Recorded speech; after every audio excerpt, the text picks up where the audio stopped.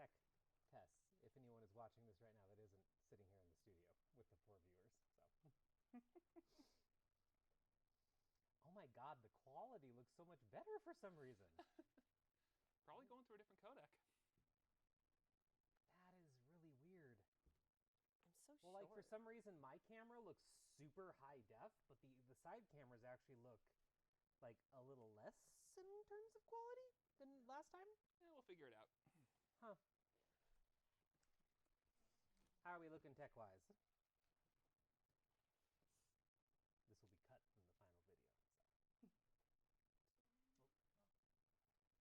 What? Oh, see your phone. Standing by to hear if the tech is good. We need to talk, so sound goes through. How's everybody tonight? Going well so far. Just murdering all of us right on camera. Bottom of the barrel. Well, that feels right. I'm back where I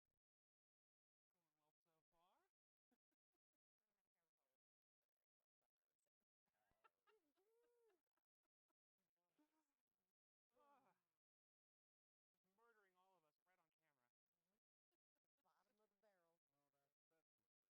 We are, forceful. Potato sauce? I mean, we can't say that on.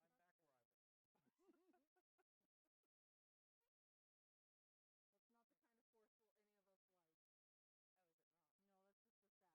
delay?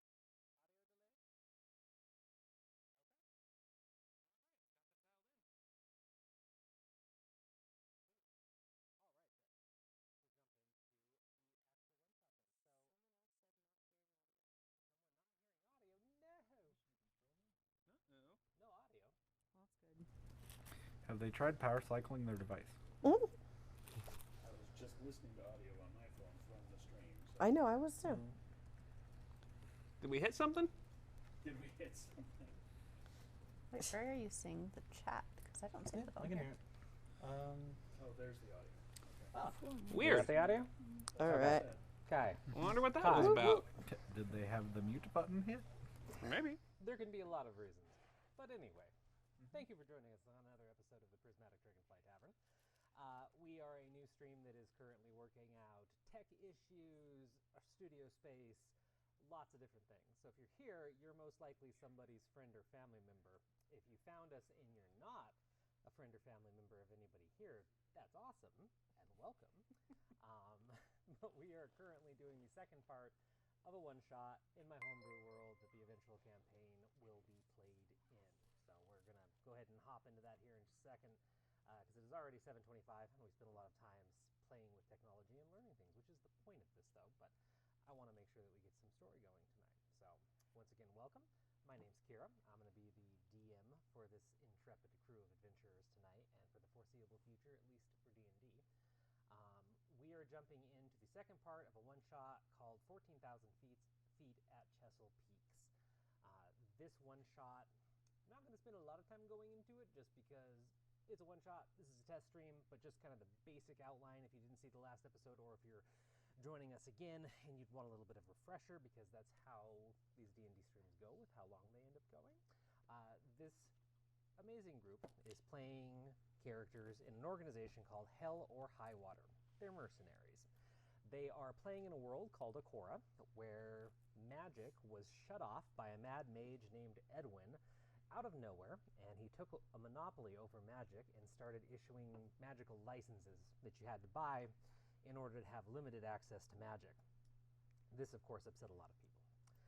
They are part of a mercenary group that's trying to bring him down, and they are kind of, this is back in time in my campaign, because they're currently playing a couple years in the future after all this is resolved, but they are playing this little group in the final battle, like the Avengers battle of the last campaign that I had the pleasure of running in this world. And they have been tasked with a very special mission where they're supposed to sneak in the enemy base, underneath the enemy base, with a special item, in this case a homing crystal. They need to get up to the ground level, put it in a field somewhere inside the enemy's base that has a clear line of sight to the sky, and that will bring the main army attack force down, and hopefully they will be able to defeat the Mad Mage. So this is your Kind of started out as the A team, but it slowly morphed into a certain squad of suicide. And they have been tasked with getting in, getting this beacon set up, hopefully not dying in the meantime, or running into the Mad Mage himself. So we're going to go ahead and pick up where we left off last session. They had just managed to infiltrate the base by using really interesting means. House that can fly and stuff, no big deal. This house also can go underground, and they were dropped off at the bottom layer of these abandoned sort of mining structure catacombs in Edwin's hideout, base, fortress, castle, and they started to explore it. And going down one of the hallways there, they came across what looks like black sand leaking out of the walls, and once they inspected it by picking it up and seeing what happened, the black sand seemed to cut off any and all connection to magic, even the innate magic found in a sorcerer's bloodstream. After this realization, down the hallway came this lumbering, giant-like creature with a beholder made of stone strapped to its right shoulder. And they think they heard the word friend being muttered or yelled, I guess in that case, by this creature as it walked down the hall. So that's where we pick up. And just to get in the habit of it, as we are practicing things on this test stream, we're going to go around and have everybody introduce themselves. So just player name, who they're playing, name of the character, class, kind of thing as we're figuring all this out. So once again, my name's Kira. I'm the DM of the Prismatic Dragonfly Tavern, and we'll go start on that end. Hi, I'm Jillian. I am playing Lil Eldath, and they are a human bard. Oh god, I'm trying to see this whole character name. It's very long. Whose fault is that? It's my own fault. I know this. Why do you do these things to yourself? You know, that is something that I truly ask myself every single morning when I wake up, and probably about 4 to 6 times a day. It's great. I love it. Hi, my name is Ryan. I am playing the Mad Mage of Mayfalls, Lieutenant Marcel Winterford. And he is a level 10 wizard, a level 2 warlock. Hey, I'm Sarah. You sure? Yeah, I'm sure. I'm playing Zarissa Morthana. She's a half-elf sorcerer bard because reasons. Yeah.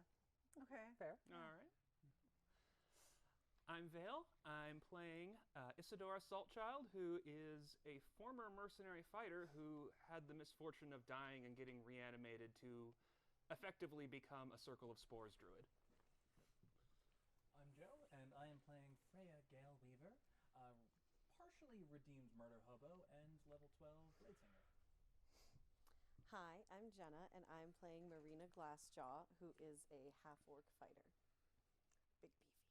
Big, very beefy. We just found out in the warm-up session that she once was, somebody tried to stab her once and the knife broke because she's so beefy. It's the beef, baby. You know, I'm so happy that, like, not that there's a universal, like, canon for D&D. I mean, there is and there isn't, especially when you're doing homebrew stuff, but I just really like the fact now that Vox Machina is airing that we have, like, a in-universe or canon reference to Murder Hobo that was in the first episode, and I was just like, I love that these things are, like, being, I guess they're just Easter eggs, but to me it feels like it's canon now that it's on screen and stuff like that. So, all right. So picking up exactly where we left off, you have all assembled yourself into a rough defensive formation for the most part in this cramped hallway with limited lighting. The only lighting that's in there right now is being provided by your party members. And you see this creature about 60 feet away, I believe is where we left off with the distance. So to describe the creature once again, it's about 7.5 feet tall, has a build very similar to a lot of giants and Goliaths. The skin is a weird mix of different grays and browns. They have a blindfold on that is made of some sort of a soaked rag. It's soaked in something black that's dripping down its face. And on its right shoulder, there seems to be a mostly full-size beholder, as far as you can tell, that is frozen, petrified. It looks like it's made of rock. and the different eye stalks are kind of twisted around in random positions. And if you look closely, you actually see a couple chains that have been thrown around it, and it's kind of tied to or secured to the giant's body. And it is just standing there looking in your direction right now. And that's where we left off. So what are you going to do? So guys, do we want to try and like befriend this creature? Like play it cool, like we're all on the same side? That's going to be a hard no. I think they made it very clear they want to stab things. I would also like to do some murder. I really thought I was going to have to convince you all, but yeah. I would like to choose violence. Cool. Violence. We're sure this isn't Edwin. No. Okay. No, That it's would not change my answer. Well, by all means, do the violence. You notice that the creature is still just standing there, 60 feet away. You said it had like a weird... telepathic, right? Yes, we're telepathic right now. Mm-hmm. You said that there was a weird blue eye in this thing, right? A weird blue eye on the beholder, yes. On the beholder. Yes. Okay. Even though that it's frozen, one of the eye stalks has like a faint blue tint to it. Stands out more in the darkness. I mean,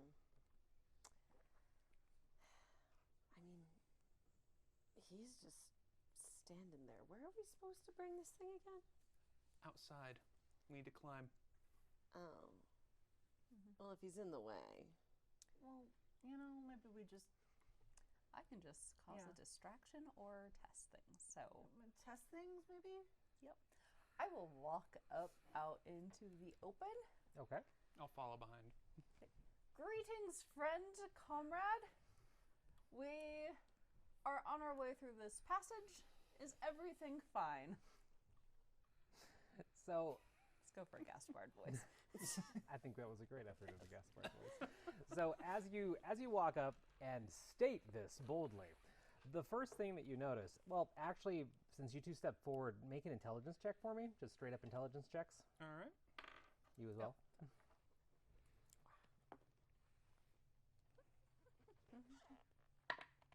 19. 19? 9. 9. All right. So, Will, as you walk up and kind of go on autopilot, this isn't the first time that you've had the big boisterous speech trying to cause a distraction. You notice that until you actually started, speaking and making noise, it didn't react to anything. But as soon as your voice kind of bellows out, you see all the muscles ripple and it starts to move again, and it takes about 5, 6 steps, closes another 15 feet, and just randomly swings its fist at the wall and just hits it and kind of grunts, and then starts looking around again and pauses. I think it's challenging you. In the You're brain. still telepathic. Okay. In the telepathic, I say, I think if we don't talk, we could probably just get around him, right? Some of us are wearing heavy armor. I am that some of us. But if we make a bigger noise somewhere else, I'll be fine. big distract. We're all pretty sure that wasn't a bat thing. It's punch. Ah, yes, there they are. No, Okay. I don't think he knows what's going on. I have an idea. We always fate dumb Is there any rock or anything? Actually, Yeah, there's tons of just the crumbled normal rock, not the I have a black thought. sand. Yeah. I'm gonna take the rock I have the same. and then back behind where he came from, as far. Well, actually, I am not the person to do this, but whatever. I'm gonna chuck it in that I direction. do want to hear this thought, though. We are telepathic, so if you're having a thought, we will just hear it. yeah, I was going to say, my spores can cloud thoughts. I have blindness, deafness. That works well. I was He's already otherwise blind. going to volunteer to be a human distraction. Still chucking the rock. Okay. You Still chuck, gone. you chuck the rock regardless of the telepathic conversation. Yeah. So the rock sails over his head, it clatters into the distance with just a light sound, not too loud. And you think you see it twitch, but it doesn't move. Well, I followed Will out, so move 15 feet towards us, probably about 45-ish still then? About. Okay, I'm just going to step in a little closer. just get within the 30-foot range. And then just going to send the spores out and see if I can't muddle this thing's senses so it can't hear us walk past. Okay. Your spores are still considered a magical effect in this case, Yeah, it's right? a spell. It's still a spell? Okay. So your spores, just like everybody saw previously when you were jumped by the assassins, the spores glow green and yellow and kind of just issue from the mushrooms in different parts of your body and kind of rush out along the ground. And they barely get to your feet before just vanishing. Fun. And they just won't issue from you. They'll barely start to trickle down and vanish.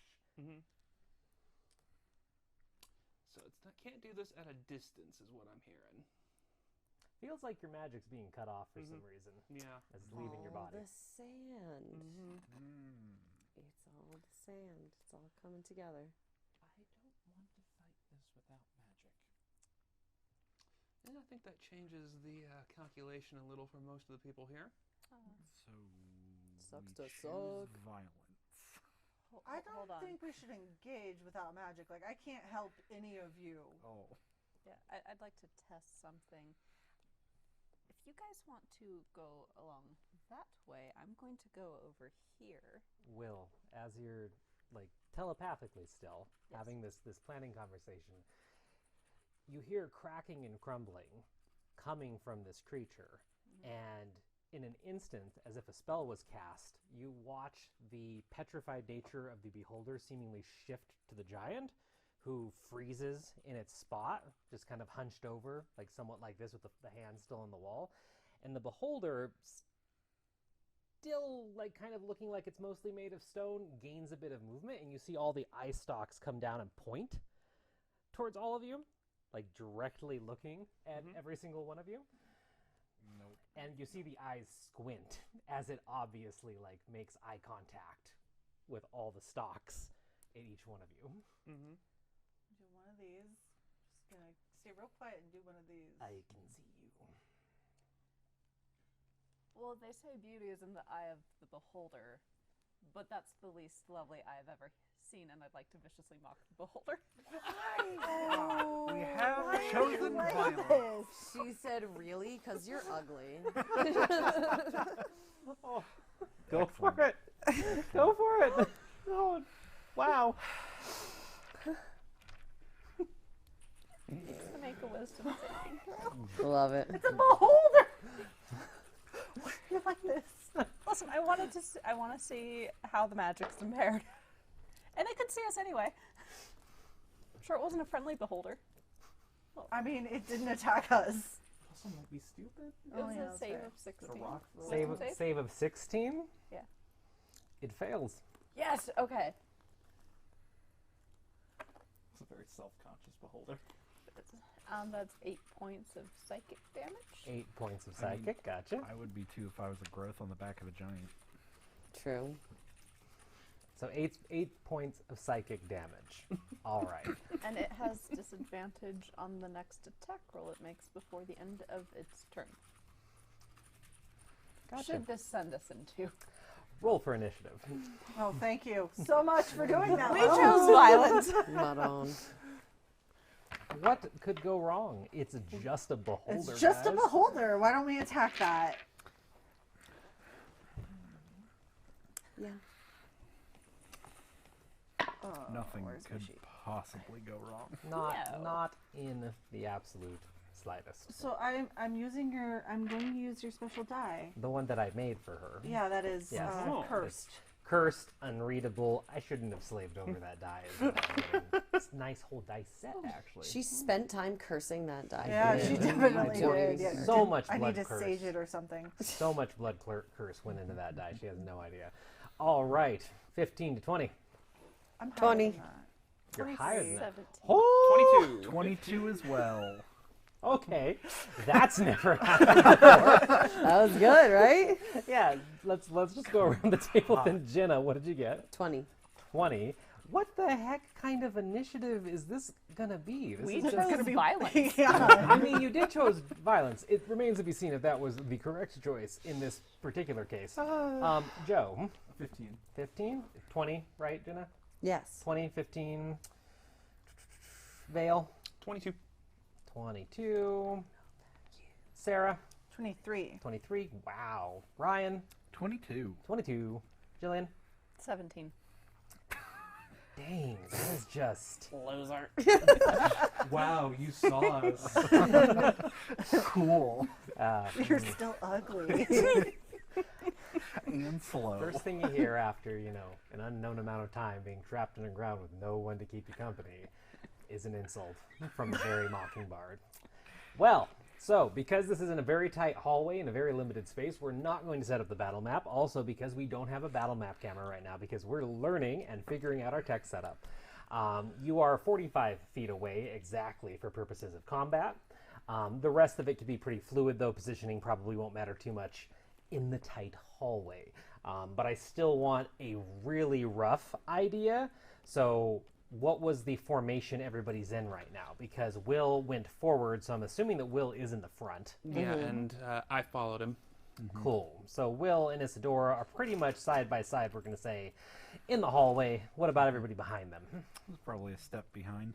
Step behind? Yeah, yeah. Gotcha. I'm right behind you. I have not moved because I assumed we were choosing to pass quietly So by. so it's pretty much Will and Isadora are at the front, everybody else is in the middle, and then you're in the back. That sounds right. Yes, that sounds correct. Okay, that works great for this. Well, because of the most impressive initiative round I have ever seen in all my time of playing D&D, which who knows if it'll actually matter or not one way or the other, but first up is the one in the back, Sarissa. Yeah. So I guess as soon as that thing starts talking, I'm like, okay, great. That's not good. And then you start... You mouth off. You mouth off, and as soon as I hear you mouth off, I know I have to cue something up. So I will go ahead and...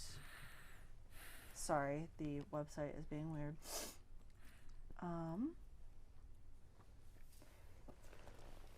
Will is closest, and I know Will is a very sad little baby bard. So I'm going to go ahead... I am very strong and capable, thank you. Yes. I'm going to go ahead and...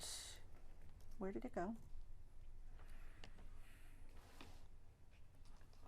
I'm waiting. I'm sorry. It's being weird. So she's within, or sorry, Will is within distance of me, right? Like I can get to them.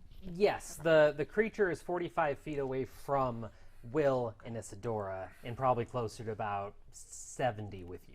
Great. at Okay. max. So I'm gonna use my movement to get up to Will. I'm gonna touch Will, and I'm gonna cast Mage Armor. Awesome. So now you have your AC is now 13 plus your Dex. Ooh. And we haven't really seen too much of you casting magic. What does Mage Armor look like? Just the general magic, like color in general, anything special? Oh, it's gonna be like the most innocuous color you can think of. Like she does not want it to be noticed. It's just beige. It's just beige. Yeah, beige is beige. really good. Or gray. Gray. It's gray. It's So like, just like grayish tendrils that just quickly wrap around and then vanish. Yes. Like, okay, very subtle. Okay. So Will has Mage Armor now. All right, and you use your movement. Anything else? I'm going to use my bonus action to Misty Step back. To where you were? Uh-huh. All right. So then I'm going to say more of that gray mist just kind of quickly envelops your weak combat wheelchair and goes and then brings you back to where you were. And then after that, it's Isadora. All right, so seems like the impression I'm getting is that this stuff messes with anything that isn't just a direct effect on one of us. Like if we have to do further than touch, it seems like the sand is messing with it. Just going off of my read from how that went. Yeah. You actually don't know. You can make an intelligence check, though, if you'd like, because there's a lot of different scenarios on what could be going on right now. We will try that. That's a 2. That's not gonna get me anything. It's a 2? Yeah. Nope, yeah. As far as you can tell, it seems like the black dust in here that's dampening magic could be affecting your abilities, at least when you're trying to cast a long-range spell. Yeah, so But you don't know for sure. Well, there is an easy way to test how much more this is messing with me. So I don't know if I pointed this out to everybody or not last session, but since we had the couple magic item budgets, I'm technically not playing a Warforged, but Kira let me take an arm blade anyway because it fit the concept. Okay, all right, okay. So Isadora's entire right arm just kind of twitches into like a meat and fungus club. Yes. Ooh. And I am going to use my bonus action to cast Shillelagh on that and make sure that that'll still work before I go charging in. Yeah, no, Shillelagh goes off without an issue. Damn, meat and fungus club. Invite me there. Yep. So yeah, the whole gruesome act just switches out into that meat club, and then you see the same green and yellow spores just kind of rush over it and imbue it. But it seems like it's working. Wow. Well, now that I know that's working, going to do my primary action to wild shape and waken the symbiotic entity, and then just charge in and become a frontliner. Okay. What are you wild shaping into? Just getting my fungus armor back Just out. activating the fungus, so all the different like mycelial network like activates. Exactly. Spores come out. Awesome. Run in. Are you taking a swing then? No, because that eats an action, and my bonus action is actually turning on everything else. So. Okay, cool. That's what I thought. So you run in, you get in position. Next up is going to be Marcel. Yeah, I'm just holding the line until if this thing lasts through a turn. Got it. So I'm going to cast a 3rd level. Oh no, my spell just moved. This god dang app. Technology, just not reliable. It is not. I'm going to cast a 3rd level Spirit Shroud. Okay. Oh, it's a bonus action? This is even better. So I'm going to choose necrotic damage as my bonus damage. So, I just speak a couple of words in Abyssal, and then a couple of ghosts kind of just snake out this, like, skull that I'm wearing on a necklace and just kind of float around me. And then I'm going to run up to this beholder. Okay. I'm going to conjure my sword, and I'm just going to attack him. Go for it. And to be clear, you're specifically targeting the beholder, right? Correct. Okay, make a swing. Mm-hmm. If I could get to my actions, that'd be great. 14 hit. 14 does not hit. So you take a swing and you kind of go up onto your tiptoes as you're doing it, trying to hit the beholder up on this 7.5 foot tall giant shoulder, and you just whiff it a little bit as you're trying to find your balance. But I have terrible news. What's that? The 8 that I rolled is not going to hit because it was a nat 1. Yes. So we're going to do a swing, and then another swing, and just not connecting right now. Bad news, everyone. So, anything else on your turn? I think that spell has an effect, but I have to make sure that I have to double check on what the trigger is. That's okay. Take your time. Oh, yeah. Hey, so, if this thing starts its turn within 10 feet of me, its speed is reduced by 10 feet until the start of my next turn. Okay, cool. Awesome. All right, next up, Marina. Well, I run up through the front. Mm-hmm. Where's my walkie? Oh, 30. Dang. I don't think I can get close enough to do what I want to do. Wait, why can you not get close enough? How far away is he? It was 45 feet from Will. You guys were in the middle of everybody. I'm gonna say I can't do math. I'm gonna say you make it. Okay. I'm gonna say you can do this in this theater of mind. Thank you. All right. Well, I know this is gonna shock you guys, but I take my 2 long swords. And once again, beholder, right? Yes. Okay, go for it. I'm not gonna hit the stone guy. Doesn't seem worth Just it. double checking. Like the way you keep asking if it's the beholder. Yeah. That is concerning. It seems like they probably are going to switch at some point. That's fine. 27. I will continue. Hits. Very Very This is much much so. better than last week already. This Yeah. is much better than last week already. Hold on, gotta do my other long sword. Ooh, not as good. 16. Does not hit. But you got Well, one solid hit, one perfect solid hit. well, good thing I have an extra attack. Yep. Go for it. 4? You have 6 in total. Why? Yeah, because you're like a 12th level fighter. Oh my god. You can be rolling a lot of d20s there, friend. 17? 17. Oh, so close. Just still didn't connect. Well, how about... Wait. Carol, why are you like this? Why? No, I know. Oh, I lost count. You have 2 left after this. 23? Hits. 2 hits. 20. Hits. Nat 1. Does not hit. 3 hits. 3 solid hits. 3 hits. Okay. Yeah. So why did you calculate the damage for that? One fun thing too is because this is a one-shot, this was a great exercise for everybody to try like a different character concept, a different class. I encouraged them to play something they'd never played before, a subclass they'd never played before. So part of this is like getting to test out a lot of different things that you could eventually bring back to the campaign that we're going to be starting at. Technically, we started at level 1, they're level 2. Well, no, we started at level 2. They haven't leveled up right now. So that's another reason why we're kind of feeling things out. How much damage did you do with those 3 attacks? 28 slashing damage. Ooh, 28 slashing damage total? Yes. Okay, perfect. Thank Could you you. imagine if that was 1? Not only can I imagine it, I've lived it. Anything else on your turn bonus? Anything else? No. Okay, next up, Will. All right. I am going to angle myself out of like view of the main eye as much as I can in this narrow hallway. You're in a hallway. You can't get out of the line of view. Okay, but like not. It's directly. 7.5 feet tall. We're The all hallway. Okay. There's no thing to hide behind. Okay. There's nowhere to hide, Will. I'm going to be slightly more on the giant side than the. Totally. Yeah, Okay. you go to the giant You got side. it. Okay. Yeah. Okay. still not out of the beam. Listen, I'm trying to hold on to what little hope I have.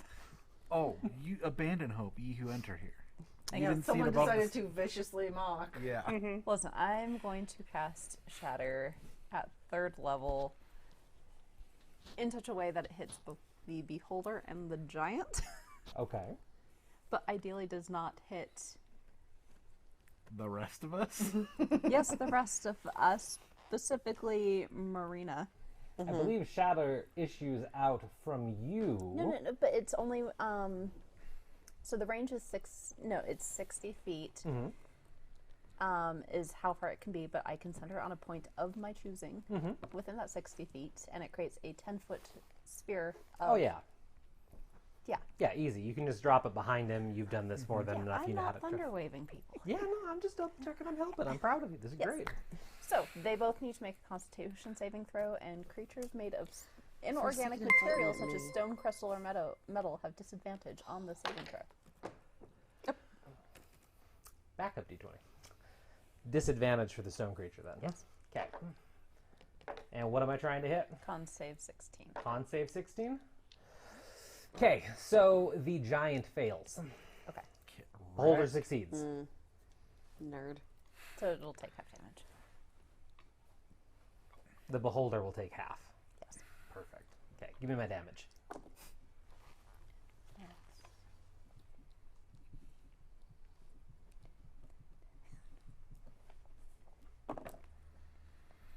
Nothing beats rolling dice and having to do math in your head when the cameras are on. 19 points of damage. I need a calculator. Nice.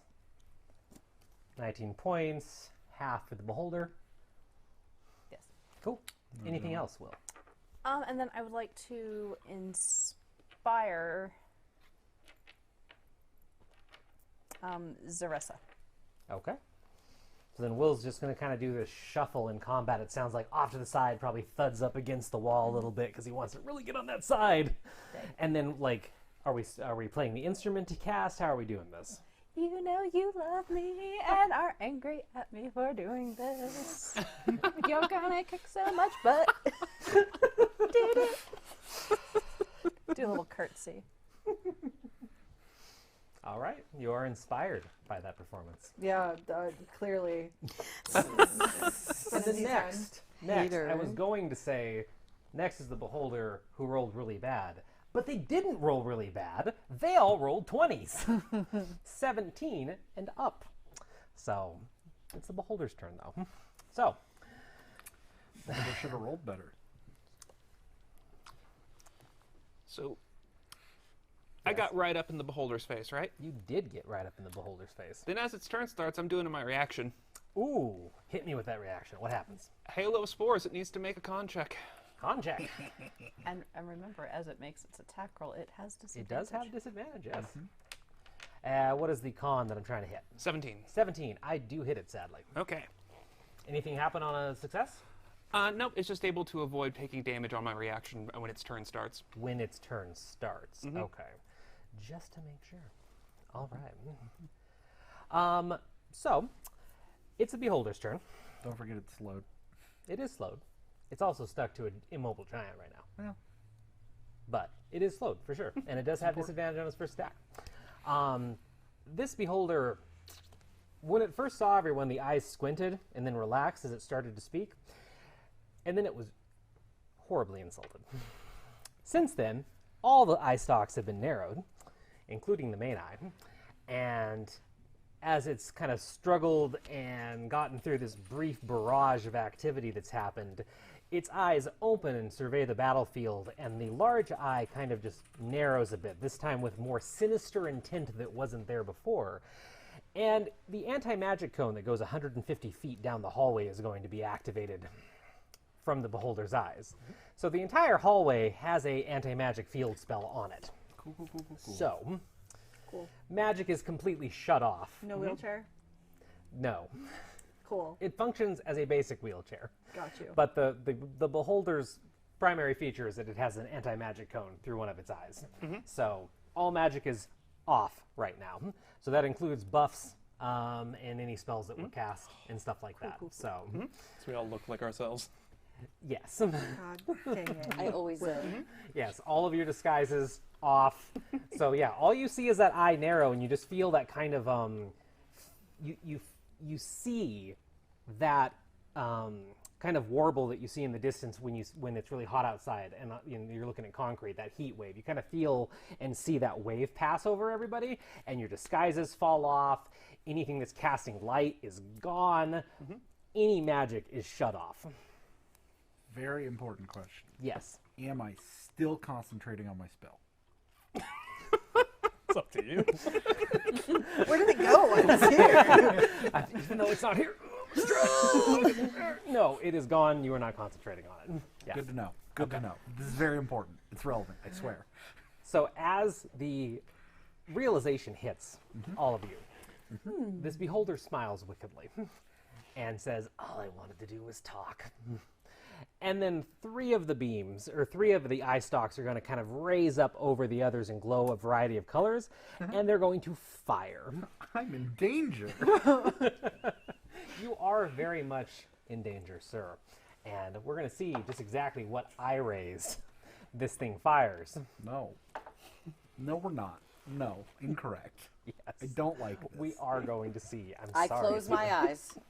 Close your eyes. I do not see. Well, Will, you proud of yourself? Everyone prepare yourself. Good job, Will. Excuse me, I believe the thought was we choose violence. I just was. assisted with this. So, I'm the still way going to this blame you for this stuff. the way this is going to work is Blame the Beholder fires 3 of its eye stalks at random, which I've rolled for. I am then going to roll for the targets as well on a d6 to see where those beams end up. So, the first beam is going to hit Zarissa in the back. And the first beam, you need to make a dexterity saving throw. Oh, please hit me with something cool. No. No? I thought you had Something like a set. plan or something. No. I want to see it. Dexterity saving throw, Yes. you said. Okay, well, that's fine, because I'm very dexterous in my wheelchair. Though, are you with it being unmagical now? It does not affect her bonus. It's not my bonus. Yeah, she can still dodge and weave and move her body inside of it. Can I just like kick her down the Doesn't hall? matter, I rolled a 9 plus 5, which is 14. 14. Wait, it's a saving throw. I'm a liar. And is this magic? It is magic. But it's not charmed or fair. Okay. So what I'm going to go ahead and do What do you have is- resistance to, or what were you saying? It's charmed or frightened. Okay. This isn't, it doesn't Always look worth charmed. checking. Dex. No, I was right. That was right. 14. 14? Plus 5, yeah. Okay, so yeah, you see one of the eye stalks in the distance fixate on you, and you see a bright blue beam lash out, and you kind of twist and Wait. dodge. Can I add my inspiration to that? What do you mean? Do you have inspiration? I have inspiration from Will. Oh, of course you can. Okay. Yeah. Is that 10 or 8? It's a 10. 10 to attack roll saving throws, right? Yeah. Okay. Yes, Well, I let's would see. highly recommend that you do that. No, that's a D100. Let's see. That's mildly different. Crossing fingers. Did you roll a That's, one? no, it's 10. It's 10. Wait. It's 10, so plus 10, so 24. Oh, 24. okay, cool. So yeah, you see that beam fixated in the distance. A bright blue beam lances out, and you just completely contort your body to the side in the chair, and the beam lands exactly where you were a moment ago, and your chair, the fabric behind you, a very soft plush velvet, turns into stone. You have a feeling that you just dodged a petrification ray. All right. Ooh, that lumbar Next support's individual gonna in be crazy. combat. It's going to be. You okay there, Sarah? Freya. All right. Freya, I'm going to need you to make a Constitution saving throw. You still alive over there? My favorite. Your character might die, but you're not supposed to die. Sarah. Oh, inhale that real good. How does a 6 feel? A Does 6? 6 feel like? I mean, it's a good number. That could be a good roll sometimes. Speaking for me, it feels bad.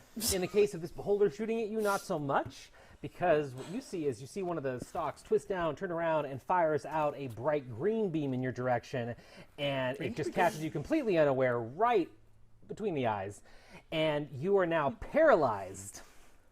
In place, can't move, not stone, still breathing, everything else like that. And at the end of each of your turns, you can try and make the save again, but you are paralyzed right now. Ripperoni. And then last, but not least, and I actually say this with a great amount of fear and pain for what might just happen.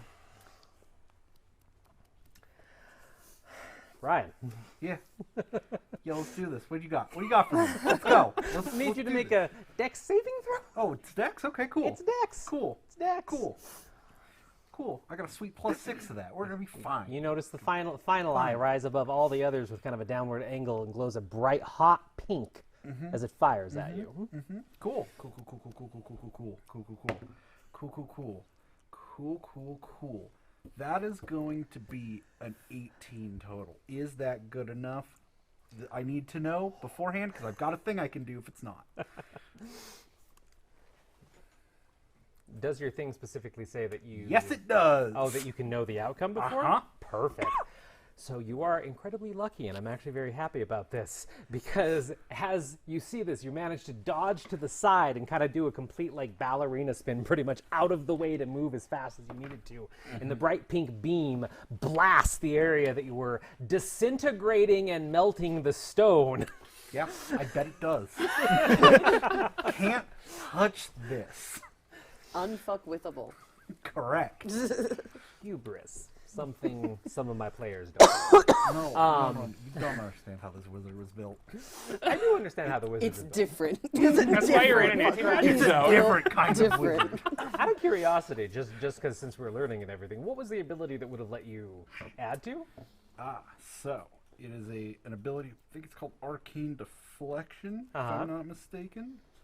It is Arcane Deflection. When you are hit by an attack or you fail a saving throw, you can use your reaction and get a +2 bonus to your AC against that attack, or a +2 bonus to that saving throw. When you use this feature, you can't cast spells other than cantrips till the end of your next turn. That is a magical ability and is disabled in the anti-magic. Sorry, that is a magical ability and is disabled I don't in this see field. it said magic in there. Say what? I don't see where it says magic in Oh, there. and see, this is why this is a great test stream for a lot of different reasons, because technically you should have been hit by that beam because inspiration would be wiped out. No, okay, I'm petrified. Cool. I'm gonna let it stand because I didn't catch it, and that's my job as the DM to catch things. And if you get it past me, unintentionally, preferably instead of intentionally, I typically will just let it stand. But this is why it's good to practice this kind of stuff with combat and like kind of have these discussions. We might be a little bit less entertaining unless you actually really like D&D and like talking about rules and TTRPGs and stuff like that. But specifically, war magic. Yep. Arcane Deflection is classified, at least in the DM tools for me, as a magical ability. Not to mention the name is literally arcane. I don't see where it says that. Well, I'm gonna have to say that you overruled. Arcane. Arcane. It is arcane, comrade. Exactly. But Or it's got like 6 R's Arcane. in it, and he just found it off the back of a truck. But Pulls out some canes and is like, the no. end result is that you did dodge a disintegration ray from a beholder. Correct. Because you could have simply got disintegrated right then and there. no, And Will would have to carry that with him. incorrect. Why is that? Because I rolled high enough. I'm not disintegrated. Well, no, I said it could have happened. Could have. Yeah, but could I'm have. not. Did not happen. Did not happen. You dodged out of the ray. Your, So your that quantum is immortality clone, on the other hand, is dust. For those of you who don't know, we're not used to dealing with the consequences of our actions. Some of you aren't. Excuse you. quite displeased by this turn The only place I of don't events. deal with the consequences of my actions. The eye stalks lower back down, and it regards all of the individuals, especially the ones that evaded it so far, but it can't do anything else on its turn. So it's going to go ahead to the last person, which is petrified. But you can make a DC 16 con save if you'd like to try and break free. Yeah, I just have to roll a 16. Yep. Do it. It's 12. Well, you are still petrified. I am so sorry, Freya. I want you to be able to do cool stuff, but you're petrified. Wow. That's back to the top of the order, which is the lady that just very closely dodged petrification. Zarissa. Yeah, I'm gonna look. So it sounds like maybe it's willing to negotiate. So I'm gonna just say, how about we all stop for just a second? Just stop. Everybody stop, including you, Mr. I-Man. Okay, make a persuasion check, intimidation check. I'm assuming persuasion based on the way that you role-played it, but... That is I just. correct. I need you to know that I'm setting a DC in my head for how persuaded I'm about to be. 21. 21. Yeah. All right, I all right, feel all right. persuaded. Oh, I'm sorry. Okay. And I'm sorry, disintegrated. It's only because I have a plus 13 to persuasion. I feel persuaded. So the beholder switches its main eye and all the eye stalks to immediately regard you as you actually try to talk to it and state your piece. It spends about 2 seconds thinking over this as it uses a legendary action. No. And it's going to use one of its eye rays at random, which will be rolled for. Okay. And the target will be rolled for as well. And the target is going to be the one person that is very effective in the current situation. So, Marina, Yeah. please make a wisdom saving throw. Uh-oh. We're good. I thought you said effective. You're affected as in you are a physical Our fighter. table. That's 8. There's a long time where I'm like, it could be really good, could be really bad. Can't read the situation. No.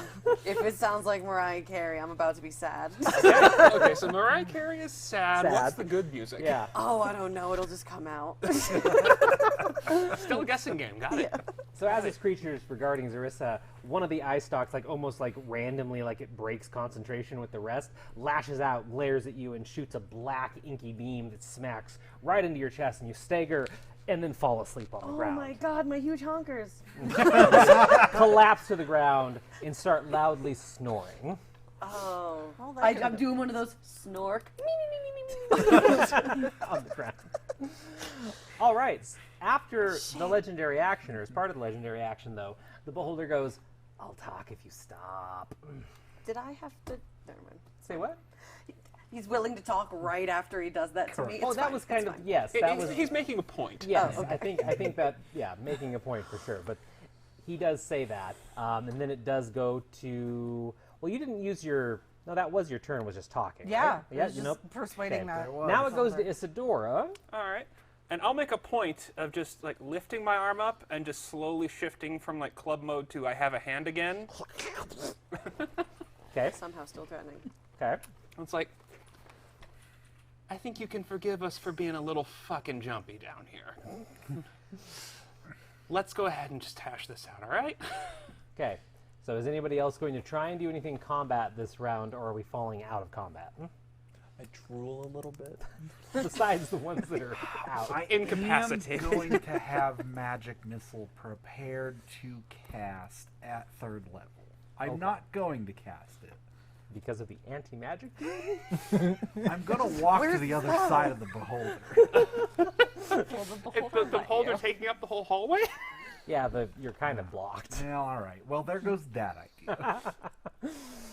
Okay, so no combat. You can totally go if you want, but I'm just saying, are we out of initiative, or does somebody have something up their sleeves they want to throw? No. I apologize. So I reach into her bag. I apologize for my hasty reaction. I'm learning impulse control and manners once again. The first thing out of your mouth when you see a beholder is an insult. I mean, like, he doesn't speak for us. Maybe we just...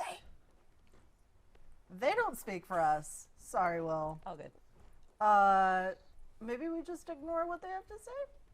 Just pretend that didn't happen? It really just means we're friends. I insult all of my friends. And I was just like, this looks like a really friendly beholder. Let me insult them. I feel like maybe we shouldn't lie to the beholder. No, that... No, I'm asleep. I'd That's like to flawless believe Will's logic. my friend, even after all the shit they've said about my fungus, so... Listen, you put definitely the not fun a back in lie. fungus. The beholder's eyes are just switching between every person that's having this conversation as it sits there. Why are you here? Well, why are you down here? Yeah. Let's lay it all on the table here. This is my home. Why are you here? Passing through to the surface. For what cause? Well, wait. Before we answer, because she already answered. Can I just ask you a question that is not this question that I'm currently asking you? Go for it. Okay. Beholder, not a djinn. Look, you just gotta be real careful here. Okay, so, I have multiple, but I think I'll go with, do you know Edwin? Yes. Do you serve Edwin? Of course I don't serve that human. Does Edwin serve you? Almost said a slur. Unfortunately not. That explains why you're down here with all this fucking dust. All of the dust and this brute that I am strapped to, yes. Yeah, what's the deal with that? A cruel joke, much like the one they spat out. Sounds like life. Rude. That's about the usual reaction Will gets ya. One cruel joke. This is my living punishment. What'd you do? Existed in the wrong place at the wrong time, like many people do. I totally get that. It's really I unfortunate. bet you do. I'm pretty sure Will's entire life is just a series of wrong place, wrong time. What if we could, I think you know... including their birth. If you can help set me free, Yeah, that's what I was thinking. I might be able to help you.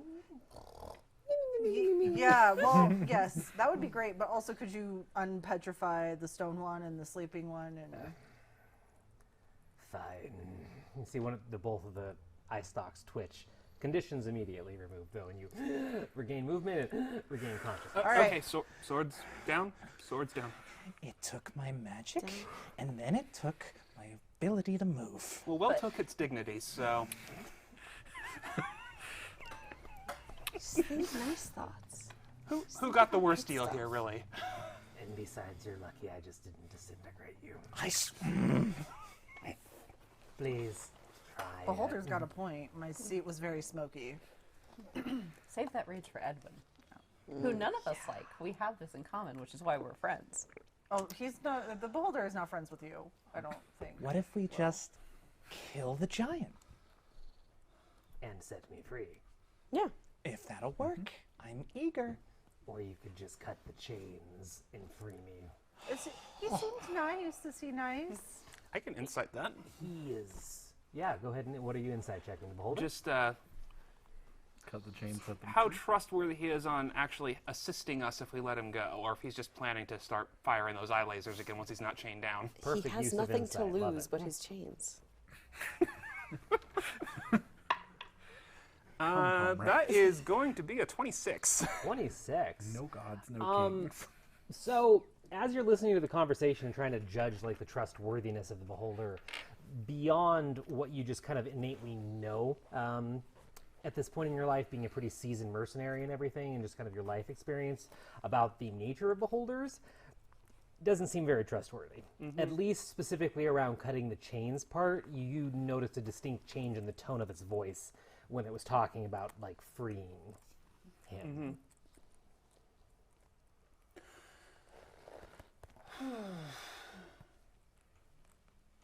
What's your name?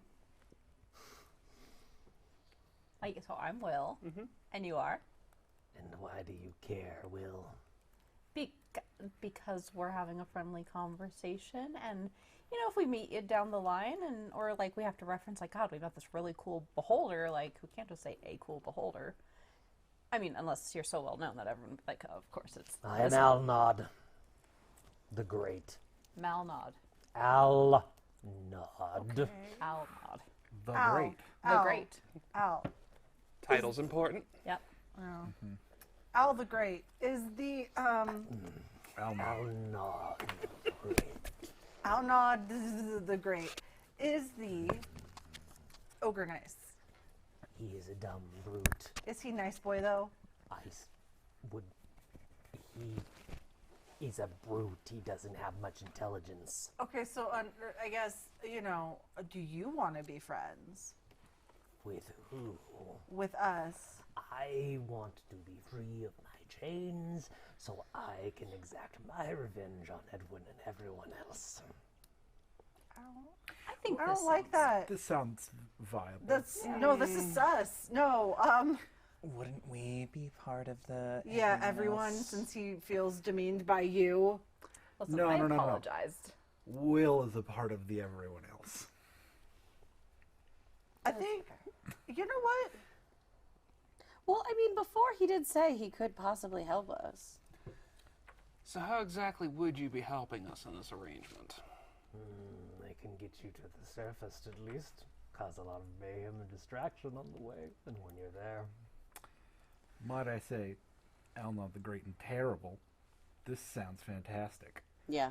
I'm still on the killing it side. What's to Let say me it let me doesn't stop let me the... run this calculus by you. We set Alnod the Great and Terrible free. We get to run upstairs with them. And we get to do more murder along the way. And then he kills all of our friends once they get... Nah. Nah. You know, we could just leave you here.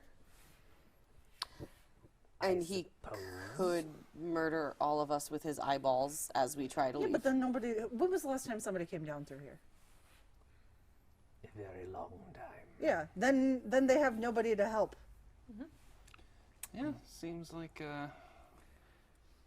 we might have a bit more of a balanced negotiation here. I mean, I can still disintegrate you. You can't disintegrate me. Yeah, but you disintegrate us, no one's going to go upstairs and call down an army on Edwin's head. An army on his head. It's a big head. On account of the ego. That doesn't make sense. Are you going to kill him or not? Yes. Yeah. Oh my god, metaphors, come on. Just all of you? We have a way to No. call people in. We just have to get to the surface first. We are like a spear in that we're the tip and we've got a lot more spear behind us. But you got to get the spear through the armor first before you can get the rest of the spear through. Do you understand?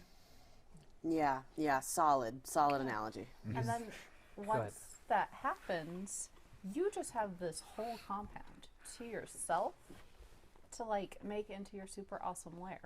It's true. You look like you could use a lair. Yeah. lair. But here's the thing. You know. The beholder doesn't want to be friends, and the ogre very clearly said friends.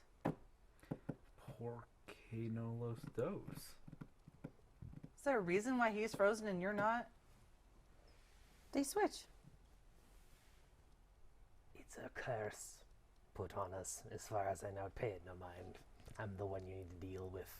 Right, because at first the beholder was stoned and the giant was sober, and then the giant got stoned. Yeah. And the beholder's sober now. I mean, so I think they just switch. So my concern is that in the process of removing this ogre from Alnard, the Great and Terrible. Alnard, the Great and Terrible. We end up accidentally killing the ogre friend, who seems very nice. Listen, in the invasion, the ogre's friend is probably going to get killed anyway, so. How dare you? I mean, here's the thing. If we're going to get you loose, I mean, kind of hard to do that without magic or tools, and none of us are stonemasons or metal workers here. We're going to need to actually be able to do something about those chains or that ogre if you want us to let you out of there.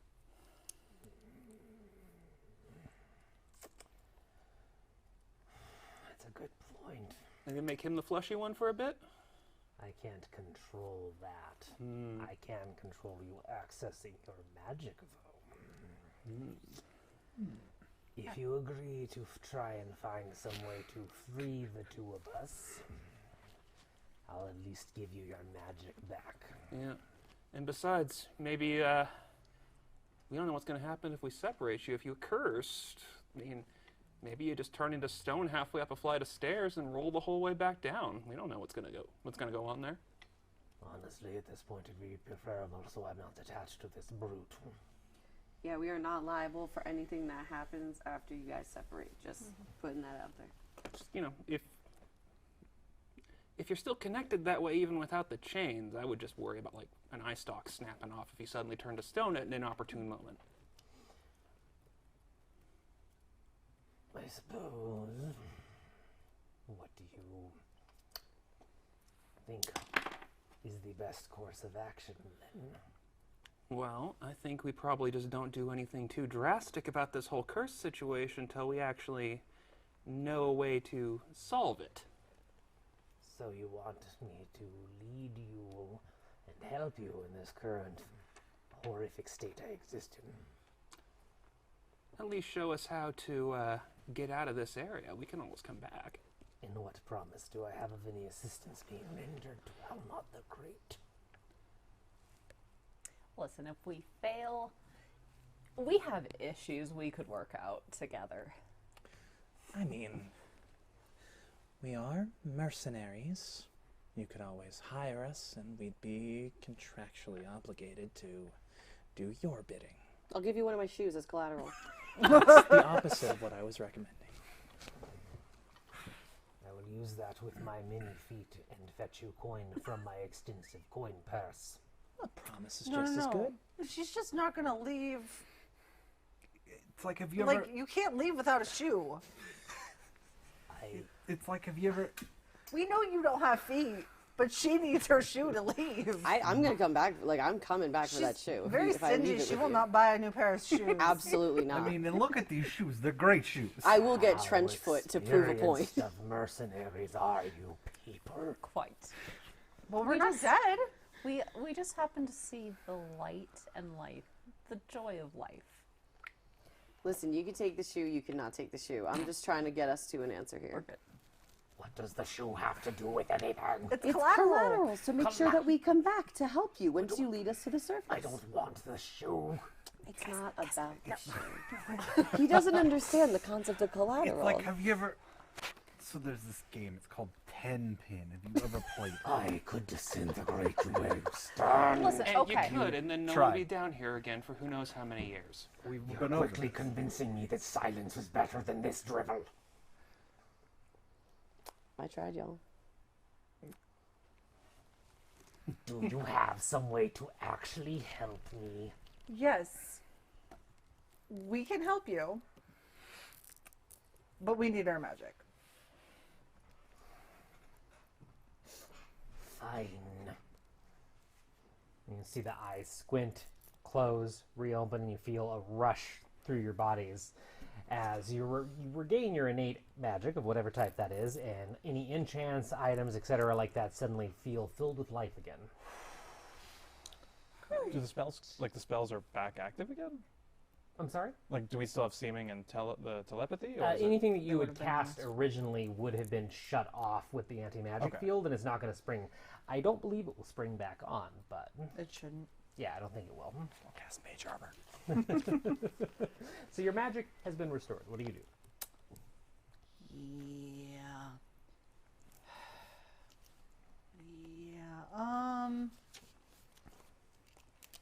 No, that's not gonna work. Sorry, I am new to a lot of these spells. Why doesn't he just hire us? Yeah, why don't we just try and take the chains off? What was wrong Yeah, with yeah. that? I'm looking for a spell to take care of that. That I won't don't- I mean, I don't destroy. Point of order, by the way, because this is testing and learning, and I like looking this stuff up to build my knowledge field too of things that I don't know off the top of my head. And the way the anti-magic field works is actually when it's active, everything's suppressed. So when you remove yourself from the field, anything that was there before that has not expired is active. So duration still ticks. So say you were in an anti-magic field for like 10 minutes and a spell wore off, when you popped out, the spell wouldn't be there because it wore off. But if with this one shutting off and not much time had passed, if you had something that would logically still be there, it will still be there. Cool. If it was cast prior. So that actually means your telepathy is still intact as well. So I think Excellent. to everybody, can you believe that guy doesn't know what collateral is? I offered him a perfectly good shoe. Shoe. It's a good. It's a good anyone would come back for that shoe. Hey, I have greater restoration. That'll break a curse. Should break a curse. Is it a curse or is it the chains? Well, if I say that out loud. Is it the curse or is it the chains? Does the curse make the chains stay on you, or is it just like you have some chains pinning you to this I guy? have no idea what Edwin actually did. It involved magic. It involved that godforsaken dust. But I struggle against these chains daily. I'm just gonna try something in the most respectful way possible. I'll nod the great and terrible and just. We just keep adding to that name. I'm gonna go up and I will put one hand on Alnod Okay. and one on the chains and cast Greater Restoration. Okay, go for it. Let's take a look. So you're just casting Greater Restoration? Yep. Okay. And you did. Could have just done a murder. I mean, Try again. he would have done a murder much faster. Yes. I tried to help us do a murder and then I was sassed for helping us do a murder. There should not have been any murder attempted. Yes. Until we were all sure that the murder should have been. We have to have consent to do murder now. Premeditated. I mean, technically. From the rest of the team. Oh, okay, that's much better. All We're right. gonna go do a murder, like. Oh. So, Will, what does Greater Restoration look like? I described my magic yet? Don't think I have. No, you've done like the singing and things connected to music, but not like specifically a flavor for like the magic. So I just wanted to see if there was one for this. Theater of the mind. Bunch of my natural dustiness is going to like fly off and create a nice greenish brown swirl. Ooh. Listen, I'm slightly rock based. It's fine. Okay, and you cast this specifically on. You touch the beholder and cast on the beholder. It was like I touched the beholder in the chain. Touch the beholder and the chain. Yeah. You can only affect one target with Greater Restoration, but I assume you're aiming at the beholder. I guess the beholder.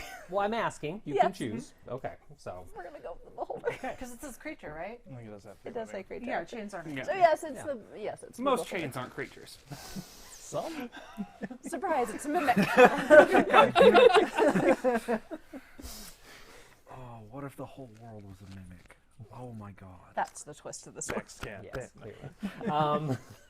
So you all of these motes of like rock and dust drift off from Will, surround the beholder, whipping around it. It actually has to close all the lids on the eye stalks in his main eyes as these rocks create like a little dusty storm on it almost as Greater Restoration is cast. And as soon as the spell casts, all the dust falls to the ground.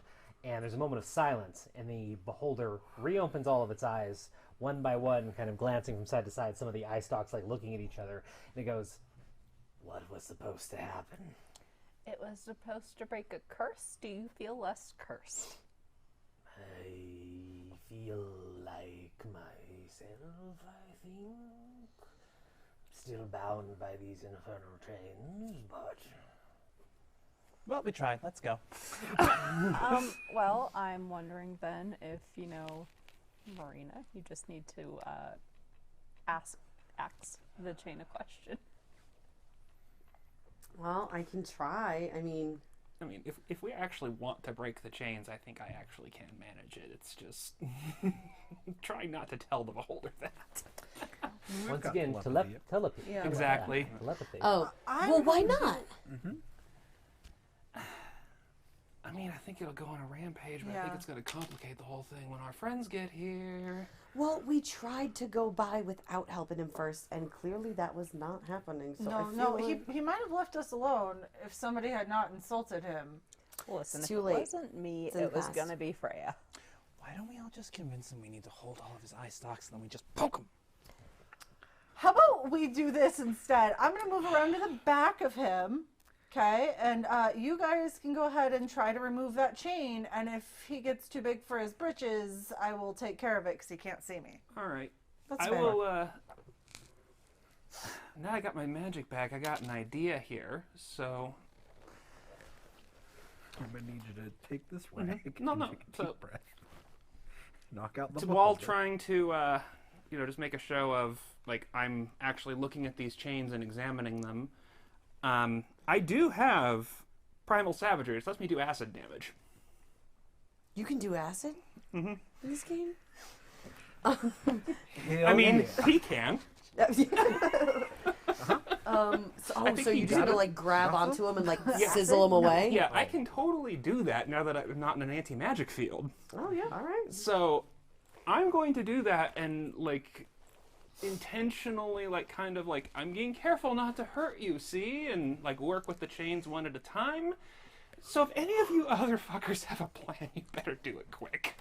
Okay, so then you're actually blind going him? up there and trying to use acid to melt the chains. Yeah, because I can Primal Savagery, and basically I can grow acid dripping, like, Yep. claws or fangs. Yep. Okay. Well then, yeah. If the beholder is okay with the plan and isn't resisting or anything like that. So if you're up there doing it, it'll take you about 4 minutes to get through the chain, but you think you can. All right. This is going to take a while, but I think I can make this work. So just kind of start acid hands, start Yep. pulling at the metal. And yeah, that's going to be me for the next few minutes. So if any of you others have a plan. During that 4 minutes, I'm gonna go to the beholder. Like, so, how long you guys been together? You mean stuck together? Yeah. Years, about 5, I think. It's a long time. It is, especially when you're unwilling. How does he feel about it? Does he not really give a shit? I'm sure the brute barely has intelligent thought. You really don't like this guy. I do not like him, no. He likes to trundle and tumble around this place without a care in the world and bangs me into every stalactite and stalagmite there is. Wow, both of them. Yes. Well, so, it looks like we're making good progress, so at least you'll be out of this soon. We'll get up to the surface. We'll do our thing. You can go live out your dreams. They were great in Empire. Kick ass, dude. Yeah, bro. Exactly. Hella. If we swear fealty to his empire now, I'm like, telepathically, if we swear fealty to his empire now, you think he'll leave us alone? I was going to say, just mention it's like, yeah, once you've got some coffers going, hell or high water's always taking jobs. Pull a chain. Well, while you're still, like, earlier on, how deep down are we? Yep. Below the surface. Or at least below the house, Agent? We're not directly under whatever the building is, whatever you want to call it. 1,300 feet, somewhere around there. So can't do anything about that. I'm going to think telepathically. Okay, so I could try to hold monster if we need to, then like break the chains and run away. Like what are we thinking here? I can create a wall of ice, block our exit. I don't mean, know how well that'll last. He did stop He can fighting magic us again. to talk to us. That's why I'm behind him. Like, you know, he did stop fighting us to talk to us. So there's a chance he honestly might just be chill about it, but maybe have hold monster ready just in case. You know, my swords are always locked and loaded. You stay ready, you don't gotta get ready. So I think we should be all right unless he blinks his eye beams at us and we all melt. I love the thought that this is the like telepathic voice, but like the vocalization is just largely grunting. All right, so Isidora's going to keep breaking those chains, and we're going to quickly get to the end of those 4 minutes to see what happens when the chains are broken. Any other telepathic conversation that happens during the 4 minutes? Any questions? Anything else that we should know about? Because Zarissa's used the time to move back around to behind the frozen giant and the beholder, and it knows this. It saw her. It doesn't seem to care right now. It's really fixated on Isidora breaking the chains. Anything else? I'd probably start like casually scooching behind also where Zarissa is. Okay. Just, So just kind of moving in the same direction around? Yeah, yeah. Cool. Perfect. Should I greater restoration the giant ogre creature? Try it. Might turn the beholder back to stone. Yeah, I was gonna say, let's wait on him. Let's see what happens. You know, I'd be okay if the beholder were back to stone. Yeah, that wasn't bad. It wasn't to That's stop a good him from thing. doing it. I don't think that's how it works. Aldolf, It might. the great, terrible, just, and brilliant. I'll nod. I don't even know what I just said. Edgar, no. Ow. Do you mind if I try to, like, greater restoration your companion here, your compatriot? Do whatever you want. It'll be a waste. I just want to make... Oh, why do you say that? He's a giant. Right, I'm just trying to unstone him. Why? Then you have to deal with him. Do you think he would attack us? He's a dumb brute, so most likely you did it to me. I mean, he looked at us and went, friend. Did he? Yeah. Might have just been a grunt. Could have.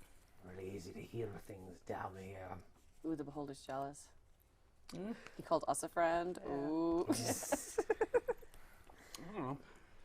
But, like, it could turn you back to stone if, you know, it went wrong. So I want to make sure that we do. I just want to make sure, like, we're all Most aboard. definitely do not do Why are you like this, Will? I was told not to lie to the beholder. You were told not to insult the beholder. And we learned from that mistake. I can be taught.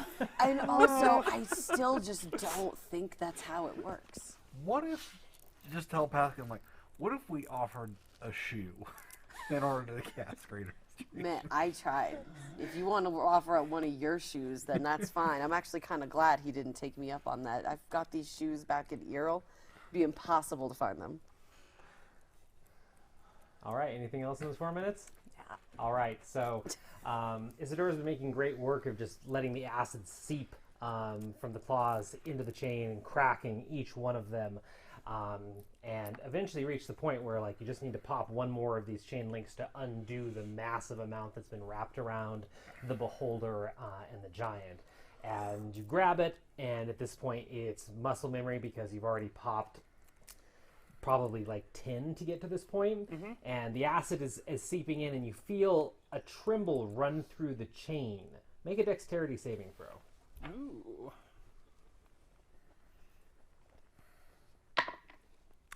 Uh, 16. 16? Okay.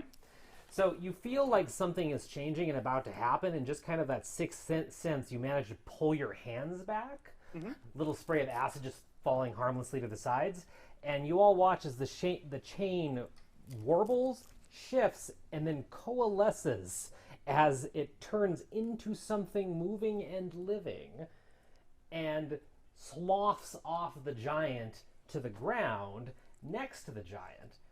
And it quickly transforms into roughly the same height as a giant, probably about 7 feet instead of a half. And it is this grotesque creature with all sorts of tentacles hanging from the side. And it just looks at you with horrifying red eyes, pauses for a second, looks at the beholder, slams the beholder into the wall right off the shoulder and holds it into the wall. And you see it looks around and looks at Will. And you see Will's face perfectly replicated on this eldritch kind of horror. And it looks down at you. And in a perfect replica of Will's voice says, "What are you doing?" And that's well, we'll take our break.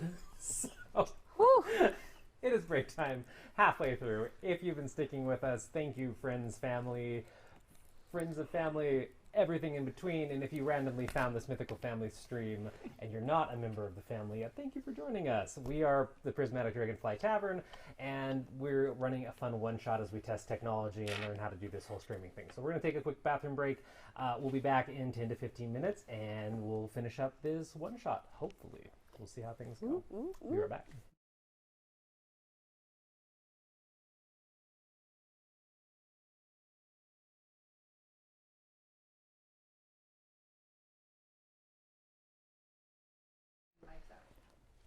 And welcome back.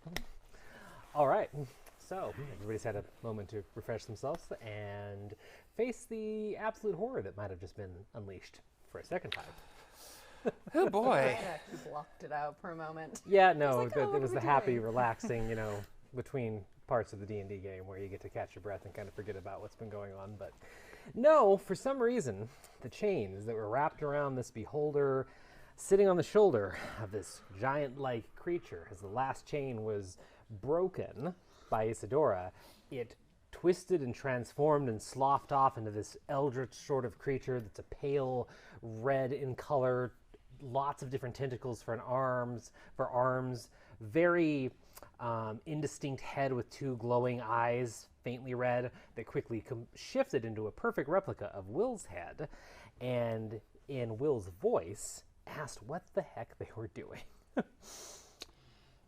Dealing with this beholder so we could kill an asshole.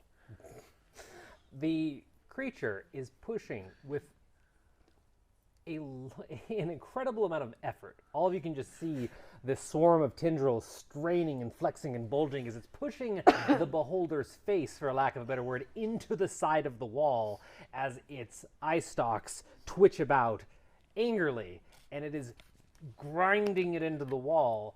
And with Will's face, it looks at everyone, moves a bit to the side as much as it can. Run. All right, don't got to me twice. Yeah, all right. Yeah, I think Tentacles here has the right idea. Let's go. Up we go. Okay, so everybody is just going to beeline it past. Just going to walk away. Okay, you're just going to beeline Not past our problem anymore. the eldritch sea. This is the Not worst our job beholder, ever. not our problem. This is so above our pay grade. I'm not paid enough for this.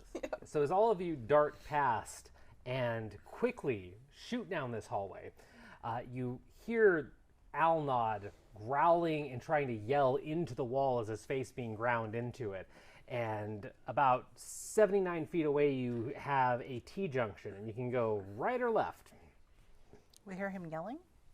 Alnod's just, because his face is being shoved into a wall and he was free for a briefest of moments, you just hear indistinct yelling and growling from the beholder behind you. Gotcha. So wait, what's in front of us?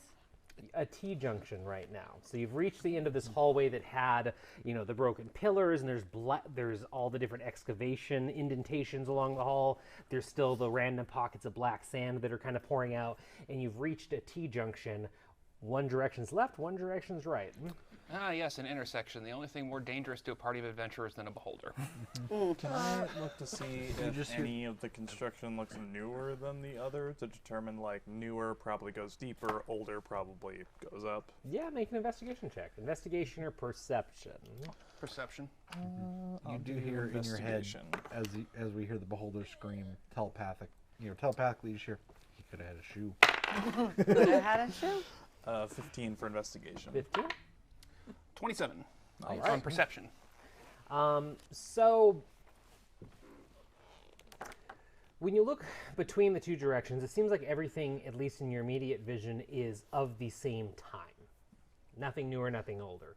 But as you pause there and everybody's like frantically looking around trying to put some clue together on which way to go, you notice that it does smell a bit fresher from the left. You think you pick up more hints of fresh air, less musty, less just everything of death and closed in. Cool.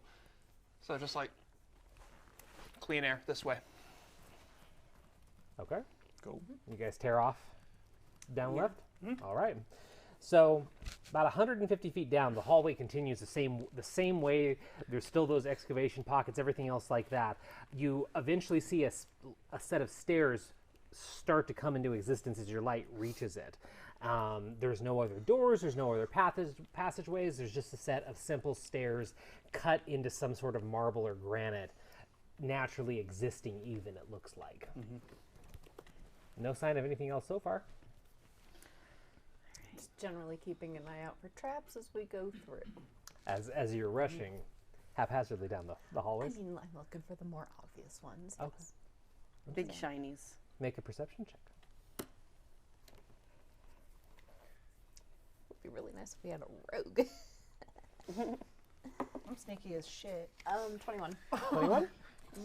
Yeah, you're keeping a pretty decent eye on everything as you're running, and the light, floods into new areas. You're glancing, looking for tripwires, pressure plates, stuff like that. Nothing so far. Still seems very much that this was a hard-working, normal, run-of-the-mill mine at one point, and at least at this level, that has maintained for all these years that it's been buried or, not regularly used. So you feel pretty confident that you're not going to stumble into a trap.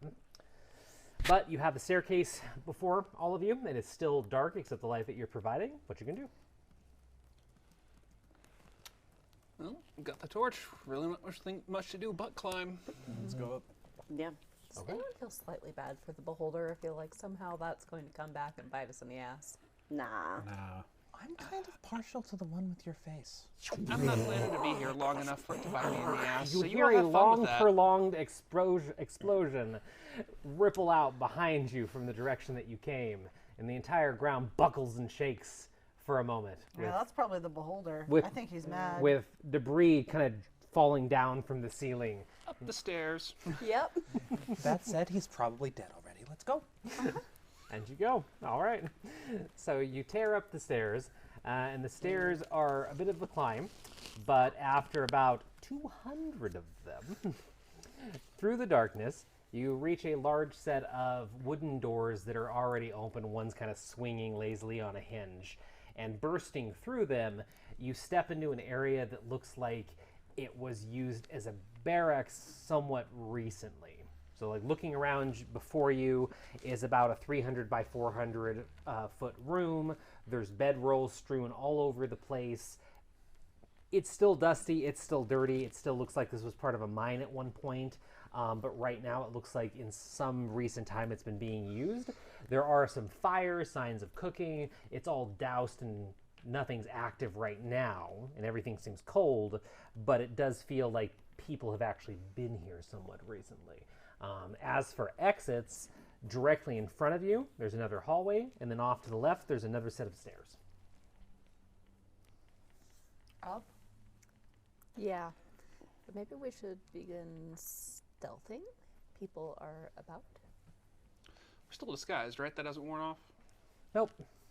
Right. It was suppressed by the anti-magic field, but it came back. Just making sure it hadn't naturally faded I think it lasts since an we hour. left. Cool. Yeah. Or no, you guys the seeming lasts 8 hours. The telepathic stuff is 1 hour. yes, Okay. you're still good on both. Cool. Let's go up. Excellent. So less rushing, more like we're We're gonna play this cool. Yeah. Nonchalant. Anyone asked about the dirt, we just say we were teasing Aldnott or whatever the hell his name was. Yeah. Seems reasonable. Playing poke the beholder. All right, so are we rolling for stealth? No, you're just standing in this So room we've that got you stairs burst up into. or a Yeah, we're gonna go door. up. Oh, you're gonna go up? Yeah. I think we. Even if it's still a building, might give us a better idea of the lay of the land if it's the wrong call. Okay. I mean, also, if we can get a clear shot of the sky. Well, we need places people to end up too. Well, we so. can huck it out a window. True. Problem Alright. solved. So you move to the left and start climbing another set of stairs, this one much shorter than the one that you just came up. And you reach a small landing area, and you have, once again, a T-junction, left and right. On your left, there is a set of very old kind of iron wrought doors with large knockers on them. And then to your right is another set of stairs that look much more recent. They're not made of stone, they're made of some polished wood, and they go further up. Wood? Is there any windows? No, not yet. You have not seen anything. And 1,300 even feet in the area that seemed like a barracks, the only light is still coming from each one of you or whoever has a torch or a light spell. There have not been any light sources anywhere besides you. I just figured even if we were still, we would still be down. We were 1,300 feet down. But maybe, the soil would look different and we knew we made some progress. But if we can't see anything, then... I mean, you then can we'll see just- with your light, but it's still, you can't really get a good enough sense of, if you're making a lot of progress. Okay. Based on how many stairs you climbed, though, and the fact that you keep moving upward, you're pretty confident just at a basic level you're going in the right direction. Okay, all right. Let's keep going up. I do want to see what's on the other side of those doors. The iron ones? Yeah. Why? Well, you're standing right there, they're, within arm's distance if you want to engage with that, and there's stairs on the other side. Well, Yeah, I yank on those. On those doors. Yep. Walking up to a strange set of knockers and pulling on them, huh? I'm just yep. Not even gonna wait to listen. You open the iron doors, and inside, just the sound of pulling the iron door open creates just a bit of a scraping sound on the ground that echoes inside that room in a very odd acoustic pattern, and it definitely seems amplified inside, like there's a lot of metal in there or something. And the light that spills into the room, what light spells do we actually have active right now? Because I think we have I think two we torches. just had the torch. Yeah, just the torches, I think. Just two torches, right? Okay, so we have two torches. So the torch light that spills into that room reveals something akin to a war room.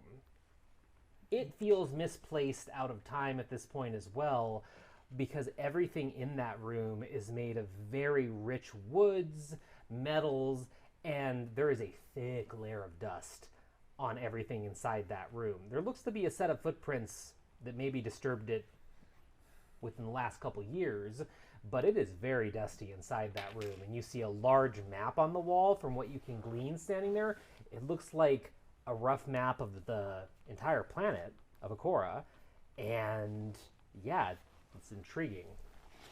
It is intriguing. We got time for this? I'm intrigued. I mean, we haven't been slowed down yet. We were not told to go into random rooms with maps. We were told to leave a crystal outside. I would like to go upstairs.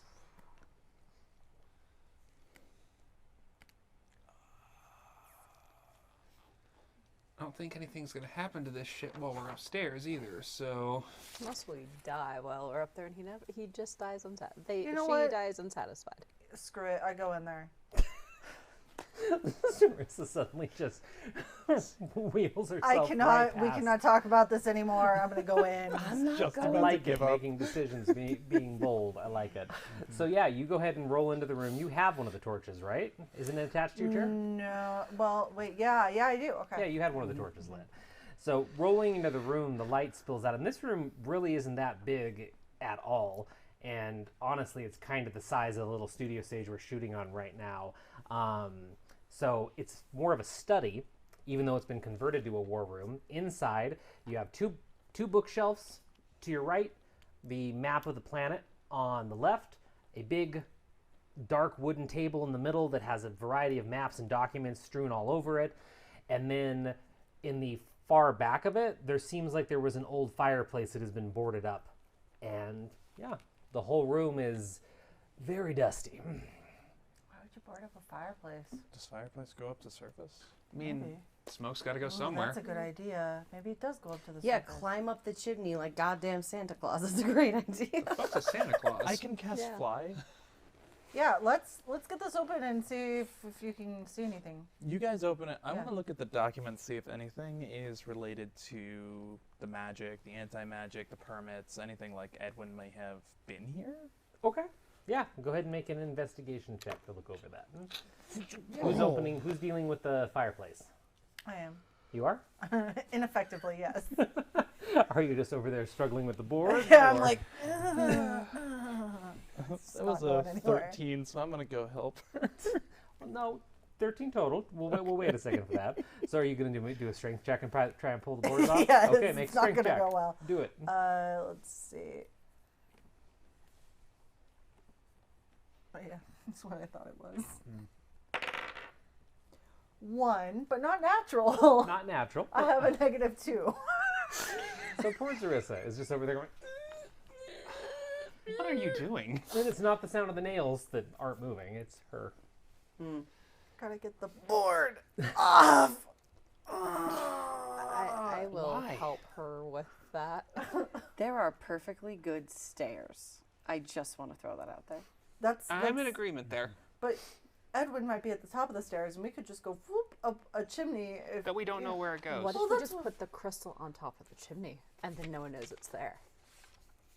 We were specifically told to ground. It's got to be somewhere people can land. They can land on a chimney. They can land on No. a roof.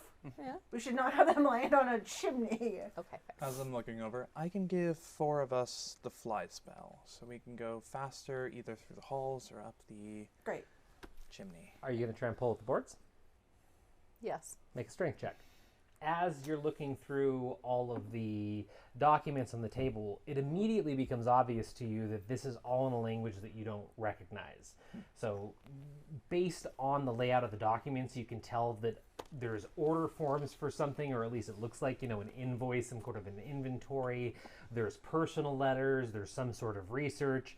And yeah, you just look all over it and you're just like, I can't make heads or tails of what's going on here.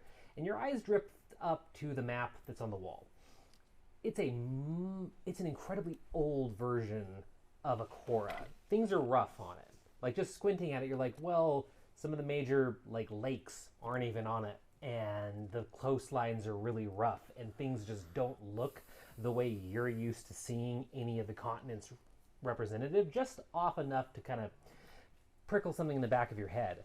And the main thing that stands out is there's these really dark charcoal lines on the map showing a spider web throughout the entire planet.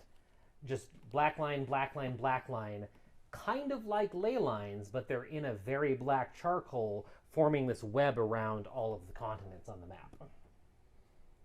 What was the strength roll? Oh, 12. 12? All right, yeah. Will walks over there, and how does Will pull up the boards? I just grab them and pull. With 2 hands? Yes. Okay, yeah. Will just walks over there and kind of braces themselves Shaming and the grabs sorceress. it, and then Will just pulls it off dramatically, like it was barely stuck on there to begin with. So. Didn't really loosen that. You definitely did. Yeah, and so you open up the fireplace, and The beholder comes out. Which is, I am not the great. 40 basilisks. No, you easily take the old rotting boards that are barely held together at this point off the fireplace, and it is just filled with soot and dust and rocks, but looking inside, you can see a pinpoint of light up at the top. So are they like Armani, Gucci, like Italian made? But The suits. My players are making fun of my pronunciations. Being immersed into the world, classic. People can fit in it? Just like a Yes, Santa the fireplace. appropriate- The fireplace is a large one, about 10 feet wide by 6 feet tall. Ho, ho, ho, who wants to fly? Yeah. How far out does it look to be? Make a perception check. Yeah, if this just vents somewhere else underground, I'm Yeah, gonna that be would not be upset. good. Well, I think that the idea would be we go up and then we look before we Exit. The Get out of light is there. the beholder smoking a cigarette. An 11. An 11? 20 total, not natural. 20 total, not natural. Between the two of you, you can ascertain that it's probably about 450 plus feet. That's fine. Yeah. I'll fly in my wheelchair. Okay. When you fly, could you like carry a rope behind you? The chimney and is then probably constructed in such a way that one person at a time can reliably go up, including your chair. I wouldn't need the chair necessarily if I were going up, yeah? No. You might need it at the top. Yeah. It's only 10 minutes. All right, fine. Yeah. Cast it on me. I'll go up. Alright, so that's 2. I can manage, I'll just be slower, so I'll start now. Gaseous form. Okay. Good for you. Wow. I've got it handled. So Isadora just kind of wavers. I can dissipate into a spore cloud effectively. Yeah, no. Wait, so are you putting it on me? Isadora wavers You will. and is surrounded by those green and yellow spores you're also used to, and just kind of dissolves into them and whoosh, up the chimney. Don't inhale that. Don't. Do it. So Isadora, you can just pretty much fly Yeah, I have a fly speed of 10 feet for an hour.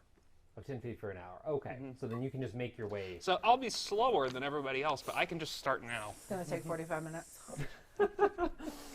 Is it how fast is it? It's 10 feet, so 10 still feet per. Just that's fly speed. Oh, so. just fly second. speed 10 For feet. 6 Okay, seconds. cool. All right. So what about everybody else? Because you just witnessed Isadora. I go up. How? Well, I'm waiting. Oh, so I take out my sword and I start like doing a very quick, brief dance and basically point it at you three and the channels on myself as well. And yeah, I just basically go all right and fly up. I know it's supposed to be like a very formal, elegant thing. Be like, I just do a brief dance, and I just imagine pulls out sword. Yeah, just So you're flying. You put fly bumping on. me, Will, Sarissa. Yes. Okay. So then you all have the fly status effect on you. I'll wait till they all go up. And then standing in this empty room, I'm going to in a haunting, echoey chant of some abridged far speech. Conjure a beholderkin with summon soon. aberration. It has a fly speed of 40 feet, and I'm going to hop on top of it and ride it up. Damn. So wait, I'm curious about this. What did you use to summon it? You used your. I used a 4th level spell. Summon aberration. Yeah. To summon aberration. Which, when I cast this spell, I choose the Beholderkin, Slaughter, Starspawn, creature that resembles an aberration of that kind, which is determined by its stat block. So I'm using it to summon a Beholderkin, which looks like a small beholder. It has a fly speed of 30, where it hovers. Very And nice. so then I'm going to climb on top of it and ride it up. Very, very nice. It just does whatever you want? Yeah. That's wild. I mean, Holding typically the when you ice summon box is things, raining. yeah. It's like, yeah, I think it might be half speed because I am also a medium creature, Go and it with, is a like, medium Ratatouille on creature, but I do ride it up the chimney.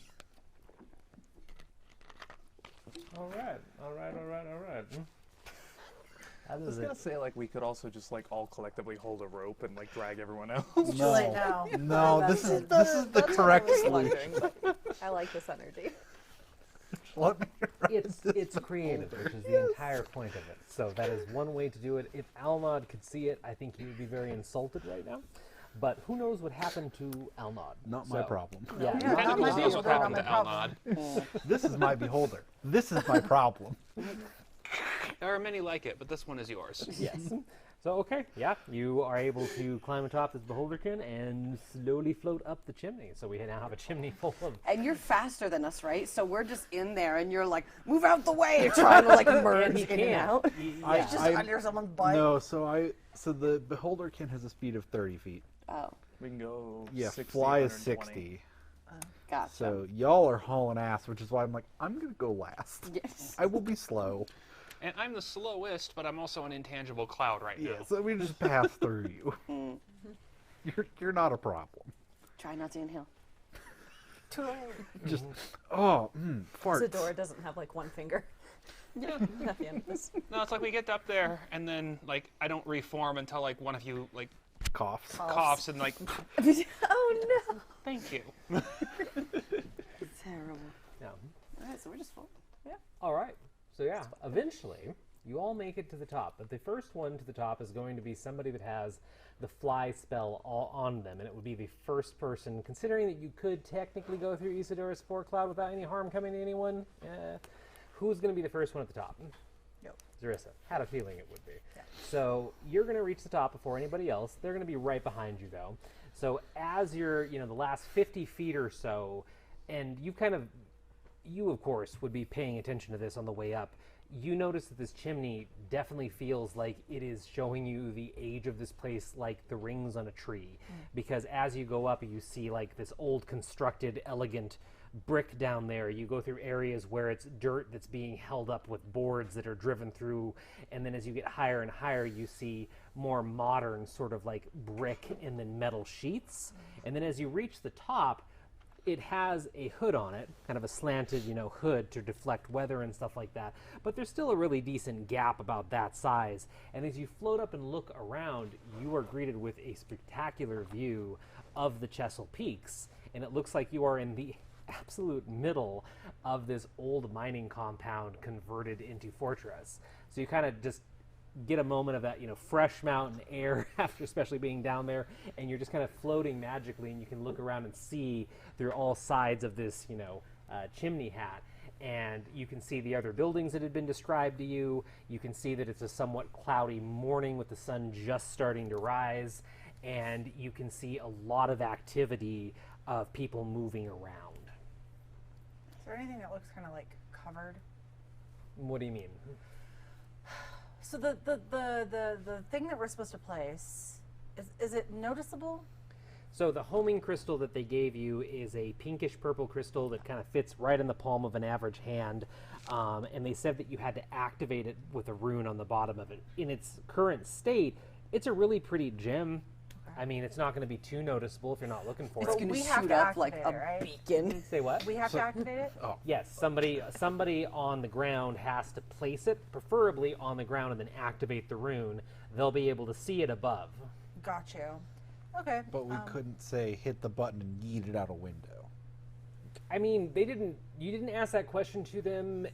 You could try. They did not specify. They did not specify. Not Yeah, they did not specified? specify. Not our problem. What they asked you, they gave you a specific set of instructions, but who knows? You could try it. It needs to How be able far to off see the the ground sky are we? when we activate it. Is if you put That's your easy. chin like up to that crack and kind of look down, it looks like you're only like 10, 12 feet off the top of a roof of a building right now, but the roof is probably 2 stories up from the ground. Okay, so we could land everybody on the house. Okay, and then, so it's got this, is it, no, I have a wheelchair. The rooftop is, I don't think, wheelchair accessible. No, I mean, it we is have not. minutes left on fly. No, I can spell something out of, I can get it out of Yeah, why can't we just fly to the ground? I mean, Yeah. I can And spell Because something. there's a hood. We gotta get the hood out of the way. I mean, I can I'm spell something. also too. intangible. Yeah, THING. Oh, I thought we could fit through. Okay. I'm intangible. I can go around cracks well, then and there you like, go. through gaps. Can we give you the rock? Once she's on the other side, yeah. Okay. Yeah, I have to get past it, but gaseous form, anything I'm carrying also turns into spores until I change back. I don't You have think the I had. crystal. I don't remember if I had No. the crystal. I'm pretty I had sure the Zarissa crystal. has Yeah, I was the gonna say I Zarissa don't has think. it. I think so, you had it. So can you unspore then respore? Yeah, it's just a third level spell. There you go. There you go. So we'll Well, I once- don't even think she has to do that. I think she just has to spore out through the vent. And But you have to then- give her the crystal. Right. She just has to turn back. Oh, you mean like spore Yeah. back into the. Okay. Yeah. Got you. So how are you going to do this? Well, it's either that or I can also get out there and let's see if I can do anything about the cover. Yeah, let's I get can under just and make see the what can cover be. disappear. I think quietly. we could also just put the thing on the roof and leave. Probably. And it's probably not quite it. Well, But everyone just like teleports and falls Just off. like it destroys the house. Yeah, no, I was gonna say we should probably try and get it on the ground. so okay, well, I'll rematerialize on the roof just outside the chimney then, like just hanging on the edge of the chimney, so you guys can actually see me. Mm-hmm. It's like, so what's our game plan here? Okay, take this. Grab. We need to get it on the ground. I guess. Press the rune when Yeah. it's on the ground. Yeah, I was there for the lesson. Okay, I was just, So, do you think you can get down there? Okay, and then come I can back get through it the down vent? there and plant it. Okay. What are you guys all gonna do? We're gonna work on getting this hood off so we could get down there and join you, probably. So as you're kind of hanging and this conversation is happening, both you and Zarissa like have a good opportunity now to look over everywhere. You're in the middle of a like kind of 3-story layered area, and this used to be a mining compound. So there is now a large kind of wooden barricade like wall that has been put around the entire thing. A lot of these buildings are old, including the one that you're popping out of. Some structures are newer. It is a pretty large area, and there are guards patrolling, just kind of people milling about and stuff like that.